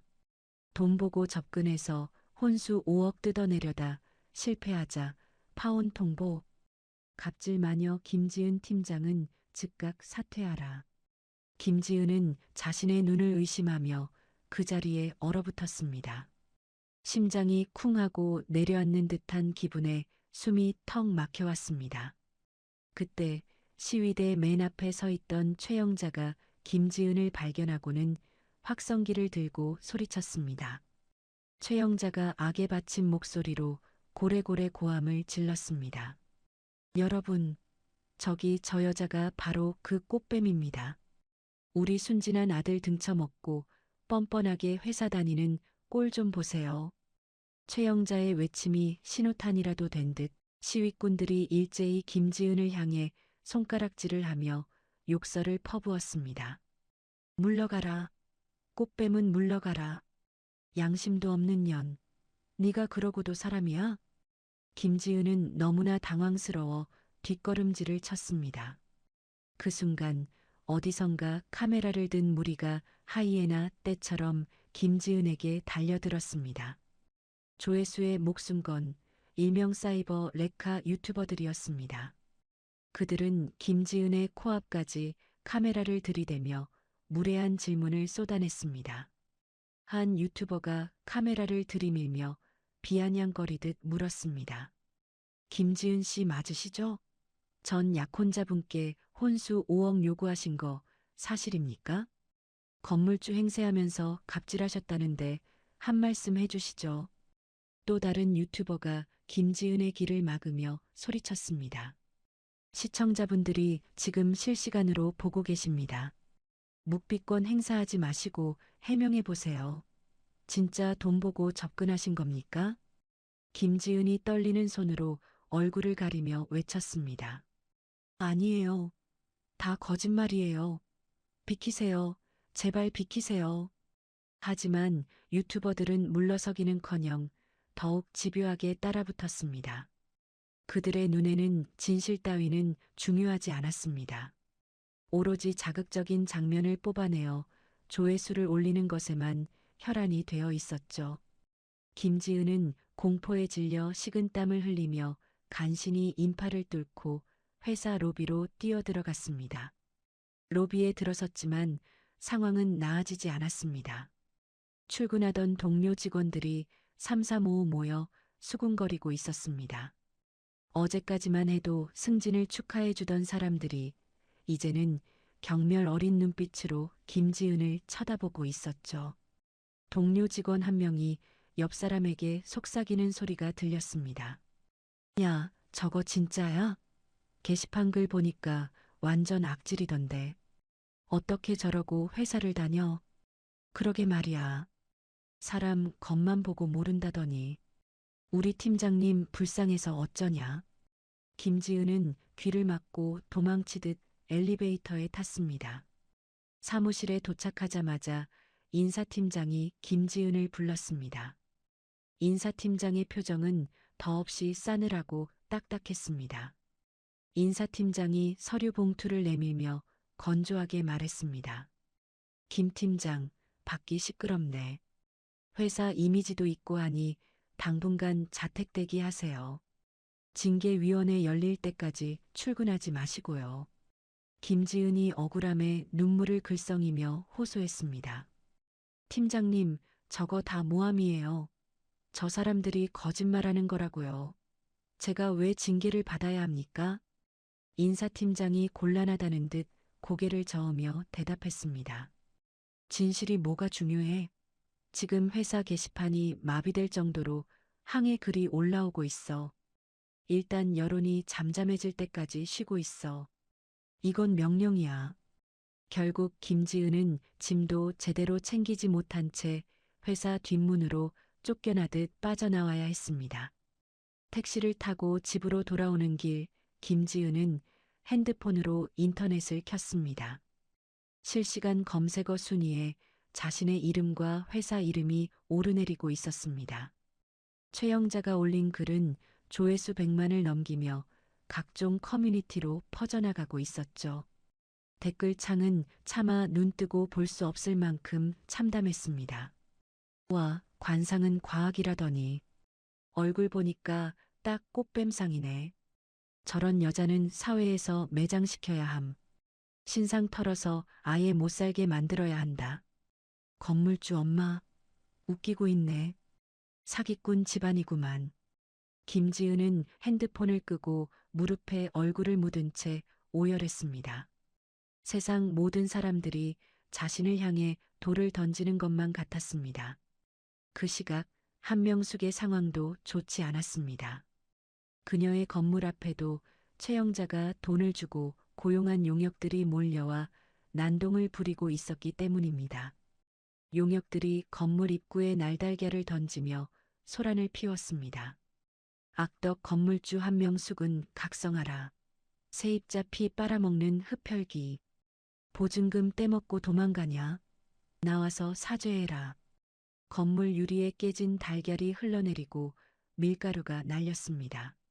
세입자들이 불안해하며 관리실로 항해 전화를 걸어왔습니다. 하지만 한명숙은 집무실 블라인드 뒤에서 이 모든 광경을 차갑게 지켜보고 있었습니다. 그녀의 옆에는 강준우 변호사가 태블릿 PC로 상황을 모니터링하고 있었죠. 한명숙이 흔들림 없는 목소리로 물었습니다. 변호사님, 증거 수집은 잘 되고 있나요? 강준우가 고개를 끄덕이며 차분하게 대답했습니다. 네, 회장님. 건물 CCTV에 얼굴들 다 찍혔고요. 인터넷 게시글, 댓글들 PDF 따서 체증 완료했습니다. 명예훼손, 업무방해, 모욕죄, 혐의는 차고 넘칩니다. 한명숙이 입술을 굳게 다물며 낮게 은조렸습니다. 아직이야. 저것들이 더 날뛰게 놔둬. 확실한 한 방이 필요해. 제 발로 지옥불에 뛰어들 때까지. 한편 근처 모텔방을 잡고 작전 본부로 쓰고 있는 최영자와 박민호는 축제 분위기였습니다. 박민호는 인터넷 라이브 방송을 준비하며 붕대를 머리에 감고 있었습니다. 가짜 환자 코스프레를 하기 위해서였죠. 박민호가 거울을 보며 낄낄거렸습니다. 엄마, 나 어때? 좀 불쌍해 보여? 아까 댓글 보니까 나보고 힘내라고 난리 났던데. 최영자가 박민호의 옷매무새를 헝클어뜨리며 맞장구를 쳤습니다. 그래, 아주 딱이야. 방송 켜면 눈물 좀 짜내고. 알았지? 사람들이 후원금 팍팍 쏘게 만들어. 방송이 시작되자 박민호의 표정이 순식간에 비련의 남주인공으로 돌변했습니다. 그는 카메라를 향해 깊은 한숨을 내쉬며 연기를 시작했습니다. 박민호가 울먹이는 목소리로 카메라에 호소했습니다. 여러분, 정말 감사합니다. 제가 너무 힘들어서 나쁜 생각까지 했었는데 여러분 응원 덕분에 버티고 있습니다. 그 여자가 제 전 재산을 가져가고도 모자라서 저를 스토커로 몰더라고요. 채팅창에는 박민호를 응원하는 글과 후원금이 빗발쳤습니다. 힘내세요. 저희가 지켜드릴게요. 진짜 나쁜 년이네. 오빠 울지 마세요. 유유. 후원금 10만 원 쏩니다. 맛있는 거 드세요. 돈이 들어오는 알림 소리에 최영자는 입이 귀에 걸려 춤이라도 출 기세였습니다. 그들은 자신들이 여론을 완전히 장악했다고 믿었습니다. 자신감이 하늘을 찌른 두 사람은 이제 마지막 승부수를 던지기로 했습니다. 최영자가 박민호에게 눈짓하며 비열하게 속삭였습니다. 민호야, 이제 때가 됐다. 걔 지금 멘탈 다 나갔을 거야. 이럴 때 확 찔러야 돈이 나오지. 박민호가 고개를 끄덕이며 핸드폰을 집어들었습니다. 그리고 김지은에게 보낼 문자를 작성하기 시작했습니다. 그 내용은 단순한 협박을 넘어선 범죄에 가까운 것이었습니다. 집안에 틀어박혀 공포에 떨고 있던 김지은의 핸드폰이 진동했습니다. 김지은은 화들짝 놀라며 핸드폰을 확인했습니다. 발신자는 박민호였습니다. 지은아, 상황 봤지? 지금 네가 살 길은 하나뿐이야. 합의금으로 현금 10억 준비해. 그러면 내가 엄마 말려서 시위도 끝내고 글도 다 지워줄게. 만약 경찰에 신고하거나 딴 수작 부리면 너랑 내 엄마 사회에서 영영 매장시켜버릴 거야. 내일 정오까지 답장 줘. 문자를 읽은 김지은의 손이 사시나무 떨듯 떨렸습니다. 10억이라니. 그들은 애초에 사과나 복귀를 원한 게 아니었습니다. 그저 돈을 뜯어내기 위해 자신과 엄마를 벼랑 끝으로 몰아넣은 것이었죠. 김지은이 덜덜 떨리는 목소리로 중얼거렸습니다. 어떻게 사람이 이래?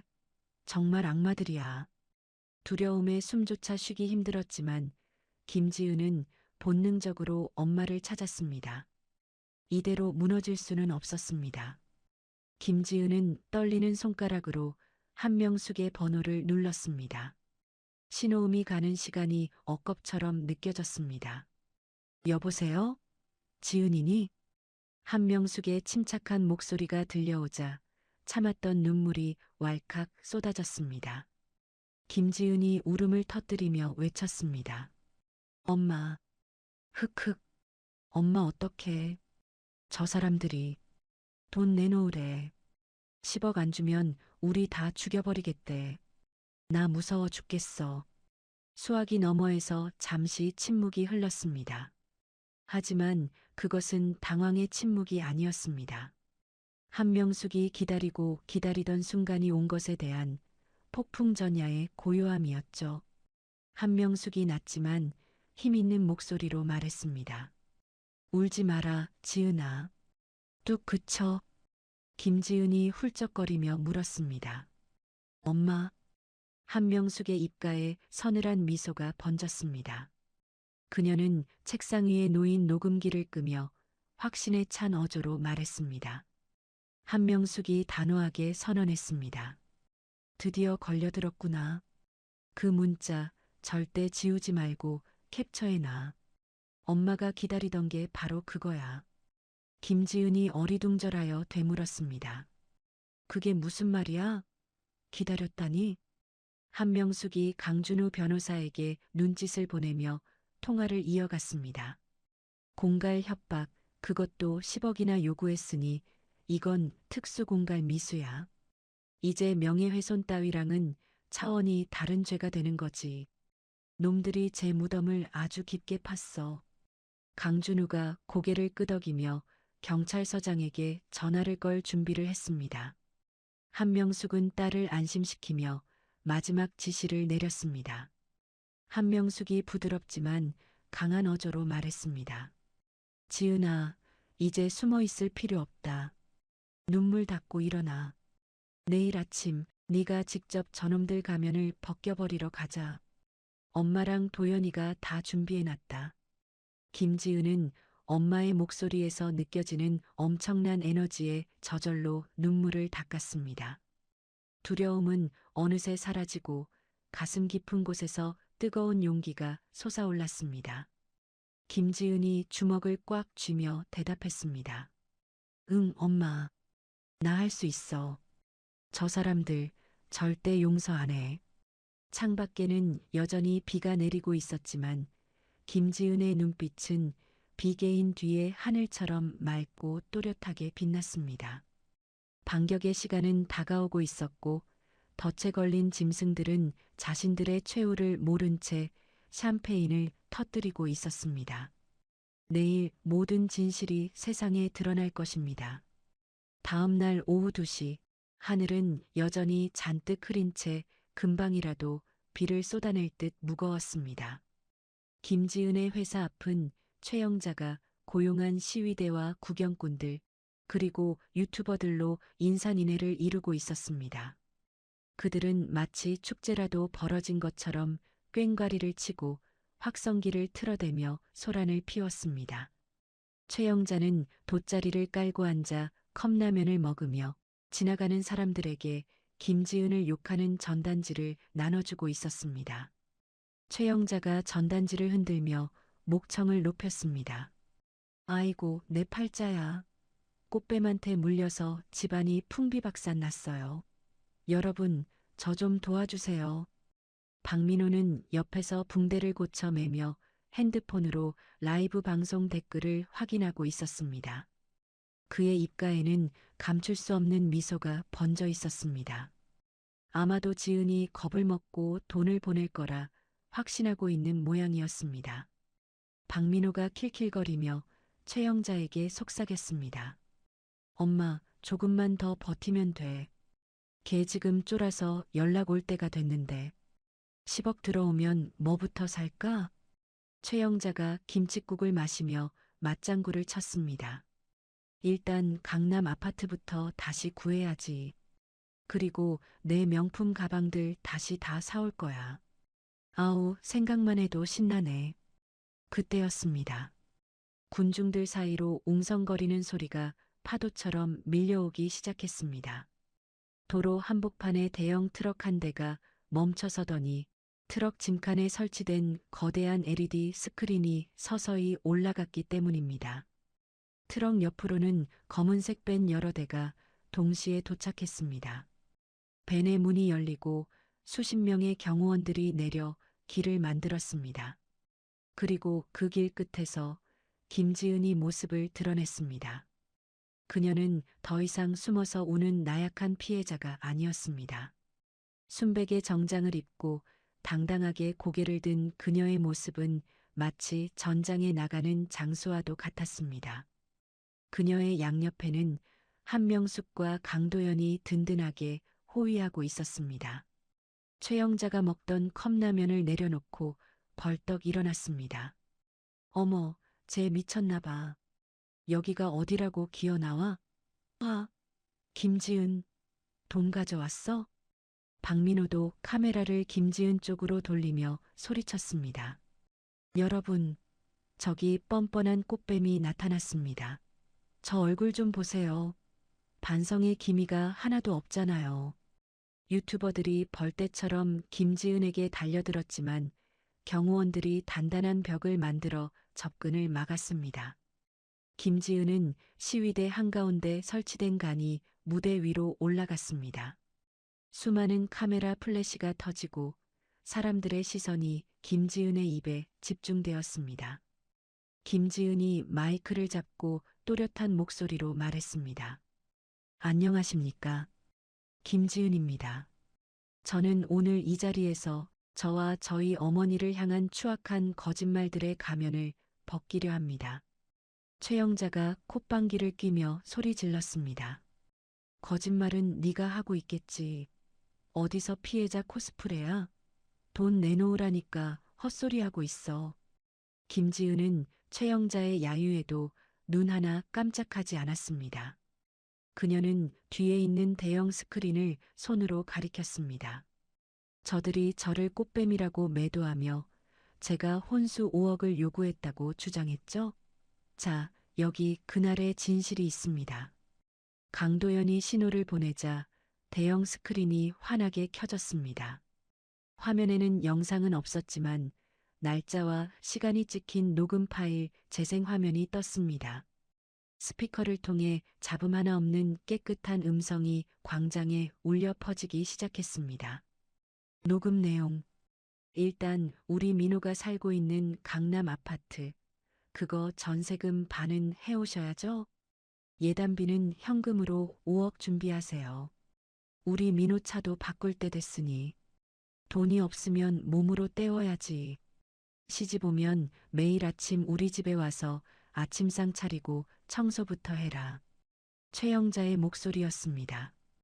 토씨 하나 틀리지 않고 생생하게 녹음된 그날의 막말들이 수백 명의 군중과 수만 명의 라이브 시청자들의 귀에 꽂혔습니다. 시끄럽던 광장이 순식간에 찬물을 끼얹은 듯 조용해졌습니다. 사람들의 웅성거림이 시작되었습니다.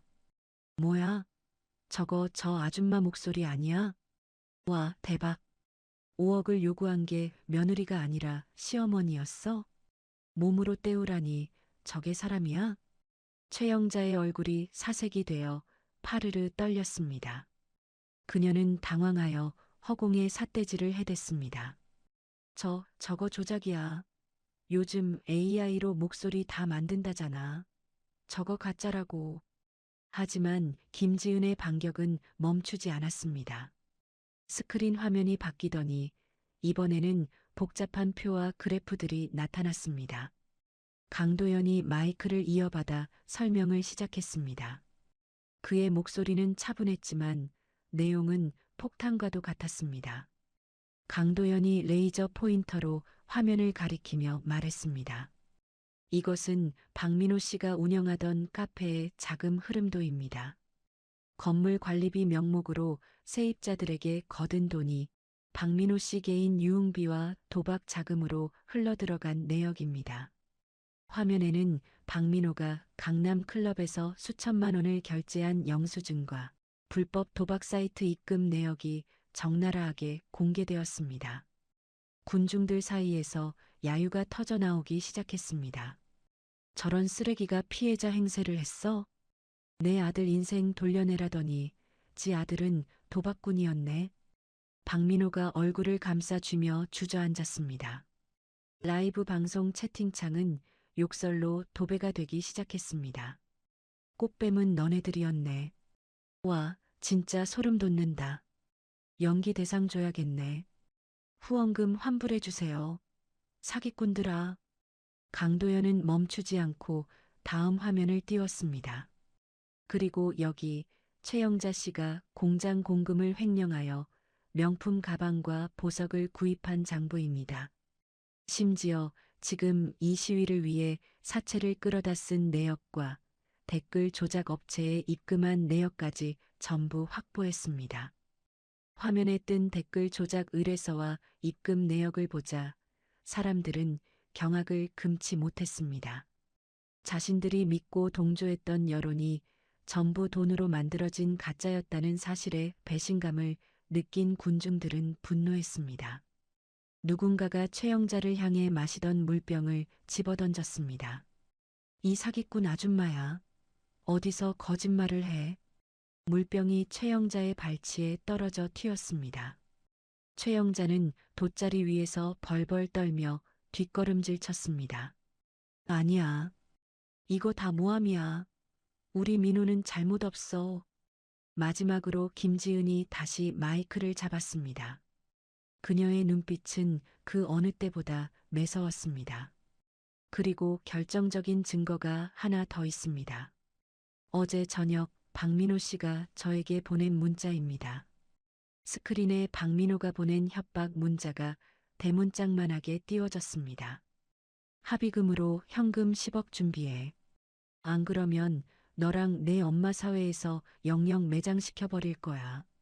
그 문자를 본 순간 군중들의 분노는 정점에 달했습니다. 이건 단순한 다툼이 아니라 명백한 범죄였습니다. 여기저기서 구속해라. 쓰레기들. 이라는 고함이 터져나왔습니다.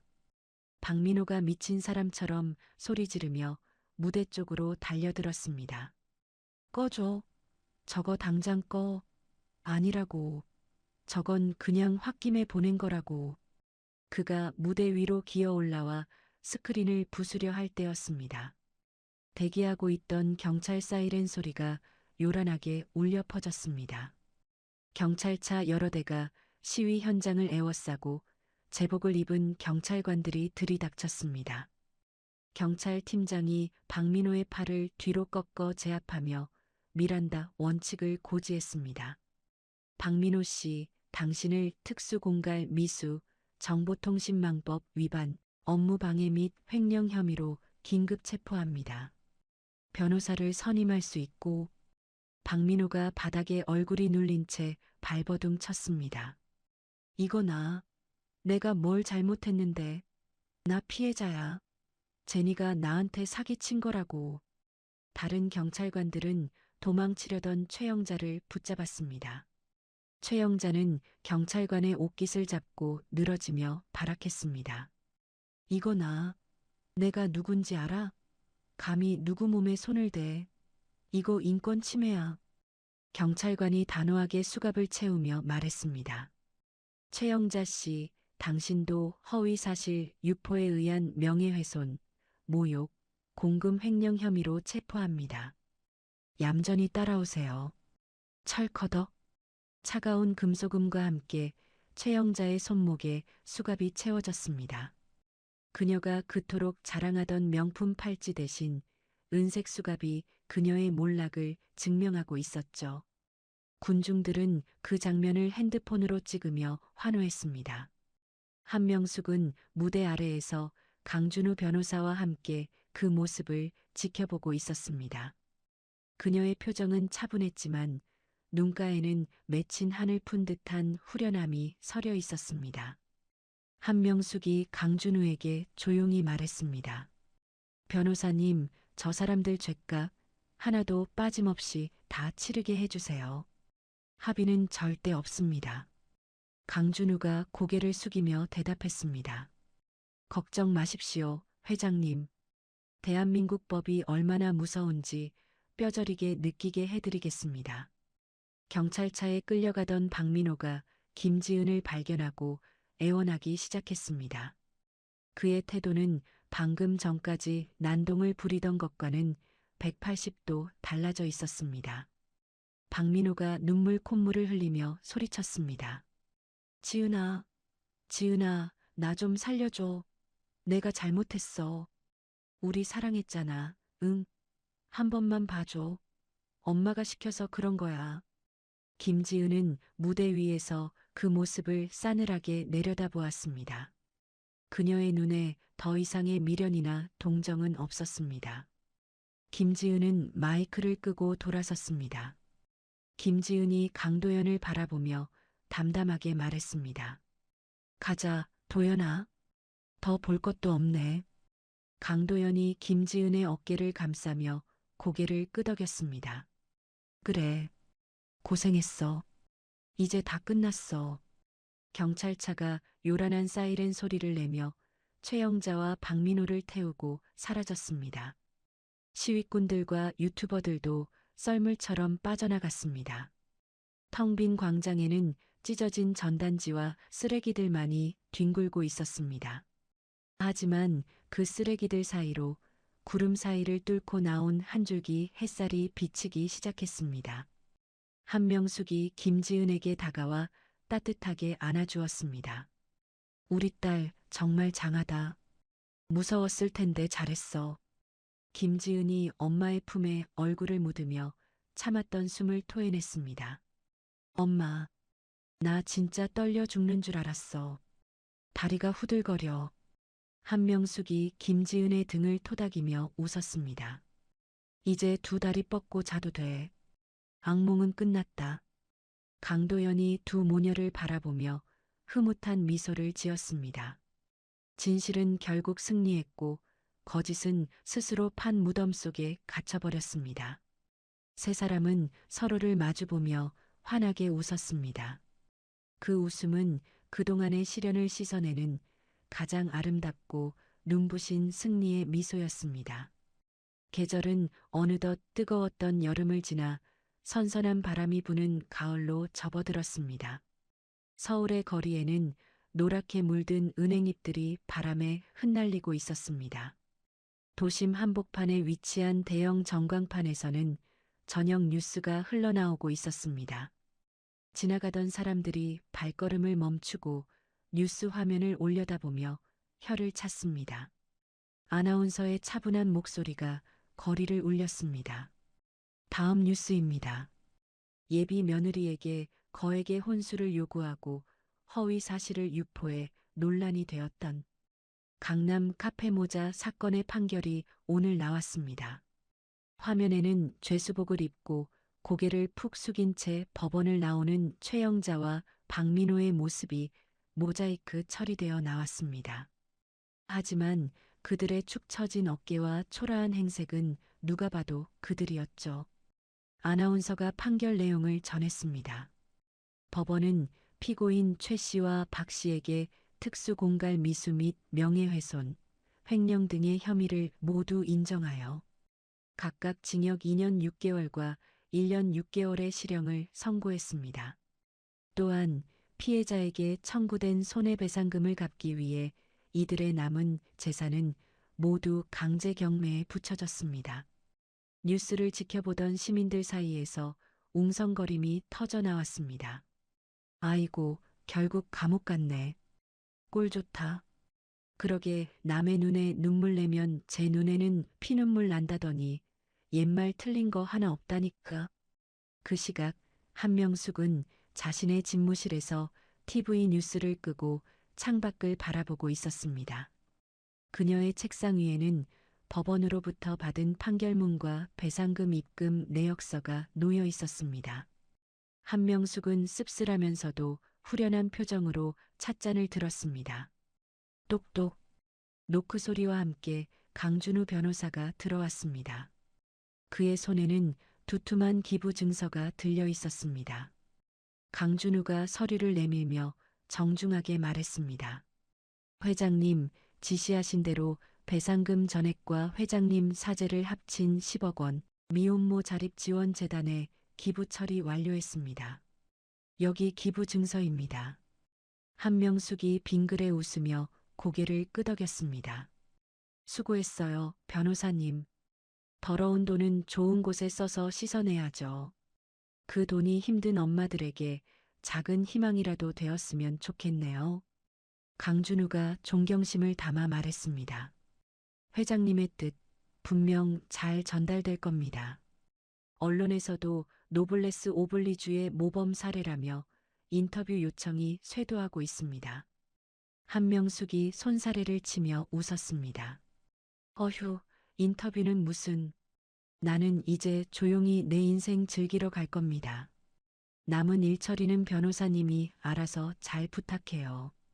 한편 김지은의 회사 분위기도 몰라보게 달라져 있었습니다.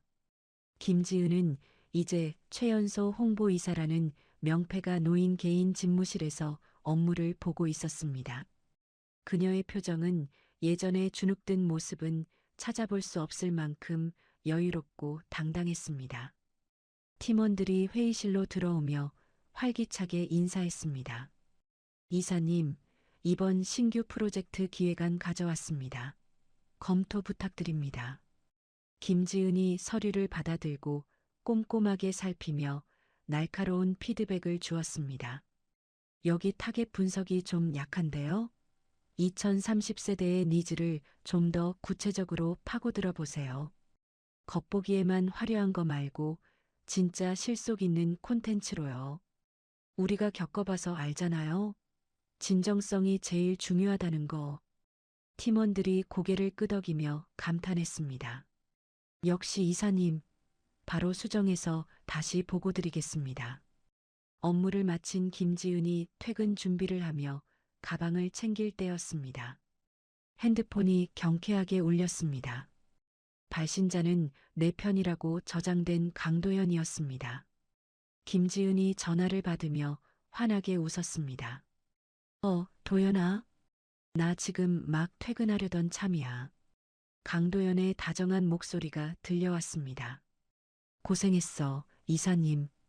오늘 날씨가 너무 좋아서 데리러 왔어. 로비 앞이야. 내려와. 김지은이 설레는 마음으로 로비로 내려갔습니다. 회사 앞에는 강도연이 차에 기대어 기다리고 있었습니다.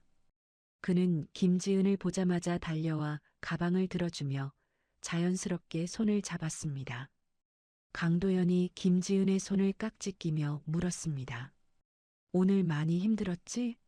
저녁은 맛있는 거 먹자. 뭐 먹고 싶어? 김지은이 강도연의 어깨에 머리를 기대며 대답했습니다. 글쎄, 너랑 먹으면 뭐든 다 맛있지. 아, 맞다. 오늘 엄마가 여행 떠나신다고 했어. 배웅하러 가야 해. 강도연이 고개를 끄덕이며 차 문을 열어주었습니다. 그래, 어머님 드디어 출발하시는구나. 얼른 가보자. 두 사람이 도착한 곳은 한강공원 주차장이었습니다. 그곳에는 눈이 부시게 빛나는 최신형 제네시스 세단 한 대가 세워져 있었습니다. 한명숙이 선글라스를 끼고 트렌치코트 자락을 휘날리며 차 트렁크에 짐을 싣고 있었죠. 그 모습이 어찌나 멋진지 지나가던 사람들이 한 번씩 쳐다볼 정도였습니다. 김지은이 달려가 한명숙을 껴안았습니다. 엄마, 벌써 준비 다 했어? 짐이 왜 이렇게 많아? 한명숙이 선글라스를 살짝 내리고 김지은의 볼을 쓰다듬었습니다. 이것도 줄인 거다. 전국 일주를 하려면 이 정도는 있어야지. 우리 딸 밥 잘 챙겨 먹고 회사 일 너무 무리하지 말고. 김지은이 눈시울을 붉히며 투정을 부렸습니다. 엄마 진짜 갈 거야? 놔두고 혼자 가면 좋아? 나 심심해서 어떡해. 한명숙이 호탕하게 웃으며 김지은의 등을 찰싹 때렸습니다. 이 기집애가 다 커서 어리광은. 너한테는 이제 든든한 보디가드가 있잖니. 도연군, 우리 지은이 잘 부탁하네. 옆에 서 있던 강도연이 허리를 90도로 숙이며 씩씩하게 대답했습니다. 걱정 마십시오, 어머님. 지은이 눈에서 눈물 한 방울 안 나게 제가 잘 모시겠습니다. 편안하게 다녀오십시오. 한명숙이 흐뭇한 표정으로 두 사람을 번갈아 보았습니다. 그래, 자네만 믿고 간다. 혹시라도 싸우면 바로 나한테 연락해. 내가 당장 차 돌려서 와서 혼내줄 테니까. 한명숙은 조수석 문을 열었습니다. 그곳에는 그녀의 반려견 해피가 귀여운 고글을 쓰고 얌전히 앉아 있었습니다. 한명숙이 운전석에 올라타 시동을 걸었습니다. 부드럽지만 힘찬 엔진 소리가 가을바람을 타고 울려 퍼졌습니다. 한명숙이 창문을 내리고 손을 흔들며 외쳤습니다. 나간다. 내 인생 즐기러 가니까 찾지 마라. 너희들도 행복하게 잘 살아라. 김지은과 강도연이 손을 흔들며 배웅했습니다. 엄마, 조심히 다녀와. 사진 자주 보내고. 어머님, 운전 조심하세요. 한명숙의 차가 미끄러지듯 주차장을 빠져나가 탁 트인 도로 위로 멀어졌습니다. 그 뒷모습은 그 어느 때보다 자유롭고 경쾌해 보였습니다. 마치 오랜 족쇄를 풀고 날아오르는 새처럼 말이죠. 차가 보이지 않을 때까지 서 있던 김지은이 깊은 숨을 들이마셨습니다. 가을 저녁의 시원한 공기가 가슴속까지 상쾌하게 채워주었습니다. 강도연이 김지은을 바라보며 조심스럽게 물었습니다. 지은아, 우리 잠깐 걸을까? 두 사람은 노을이 지기 시작한 한강변을 천천히 걸었습니다. 강물은 붉은 노을빛을 받아 황금빛으로 일렁이고 있었고 저 멀리 남산 타워가 보였습니다. 몇 달 전 이곳 벤치에서 울고 있던 김지은에게 강도연이 캔커피를 건넸던 바로 그 장소였습니다.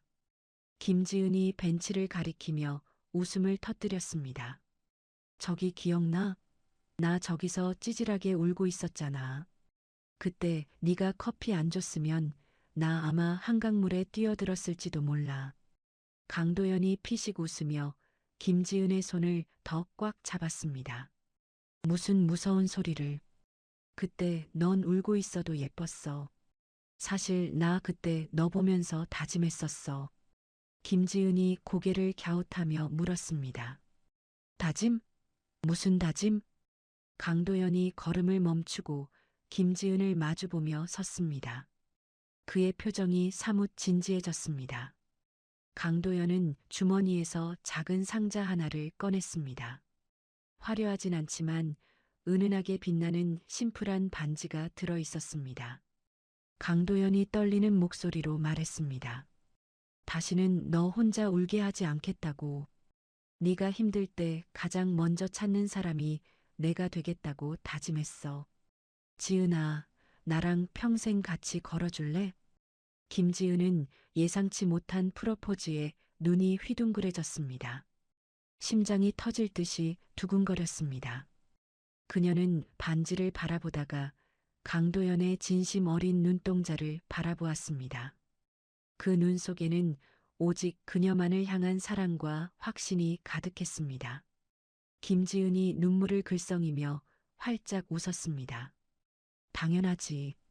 너라면 내 남은 인생 전부를 맡겨도 좋을 것 같아. 고마워, 도연아. 강도연이 환하게 웃으며 김지은의 손가락에 반지를 끼워 주었습니다. 반지는 마치 처음부터 그녀의 것이었던 것처럼 딱 맞았습니다. 강도연이 김지은을 와락 끌어안았습니다. 지나가는 사람들이 두 사람을 보며 축하의 박수를 보냈습니다. 김지은이 강도연의 품에 안겨 속삭였습니다. 사랑해. 우리 엄마만큼, 아니 엄마보다 더 행복하게 살자. 강도연이 김지은의 이마에 입을 맞추며 대답했습니다. 약속할게. 내가 너의 든든한 배경이 되어줄게. 화면은 멀어지며 두 사람의 행복한 모습을 비추다가 시원하게 뚫린 해안도로를 달리는 한명숙의 모습으로 전환되었습니다. 한명숙은 창문을 활짝 열고 바닷바람을 맞으며 라디오에서 나오는 노래를 흥얼거리고 있었습니다. 그녀의 얼굴에는 그 어떤 근심도 걱정도 없는 평온함만이 가득했습니다. 한명숙의 독백이 내레이션으로 깔렸습니다. 사람들은 겉모습만 보고 판단하곤 하죠. 좋은 차, 비싼 옷, 화려한 보석. 하지만 진짜 품격은 그런 껍데기에서 나오는 게 아닙니다. 내 소중한 사람을 지킬 줄 아는 용기, 잘못된 것을 바로잡는 결단력, 그리고 스스로 당당하게 설 줄 아는 마음. 그게 진짜 명품 아닐까요? 한명숙이 백미러를 보며 윙크를 날렸습니다. 인생, 아직 즐길 날이 더 많이 남았습니다. 여러분도 부디 껍데기보단 알맹이가 꽉 찬 인생 사시길 바랍니다. 노을 지는 바다를 배경으로 질주하는 한명숙의 차 위로 끝이라는 자막이 떠오르며 화면이 서서히 어두워졌습니다. 하지만 그 어둠은 끝이 아니라 그들의 빛나는 미래를 위한 새로운 시작을 알리는 듯 포근하고 따뜻했습니다. 오늘의 이야기 어떠셨나요? 겉모습만 보고 사람을 판단하던 이들이 결국 자신의 욕심에 걸려 넘어지는 모습을 보며 속이 시원해지셨기를 바랍니다. 진정한 가치는 화려한 포장이 아니라 그 사람의 마음과 행동에 있다는 것을 다시 한번 깨닫게 되는 시간이었습니다. 우리의 주인공 지은 씨와 현명한 어머니 명숙 씨처럼 여러분의 삶에도 언제나 당당함과 지혜가 함께하기를 응원합니다. 혹시 지금 힘든 시기를 겪고 계신 분이 있다면 이 이야기 속 주인공들처럼 반드시 좋은 날이 올 거라고 믿으셨으면 좋겠습니다. 추운 겨울이 지나면 반드시 따뜻한 봄이 오듯 여러분의 인생에도 곧 꽃피는 봄날이 찾아올 테니까요. 이야기를 끝까지 들어주신 분이 계시다면 잘 들었다고 댓글 하나만 남겨주세요. 지금까지 똑순이 사랑방이었습니다. 감사합니다.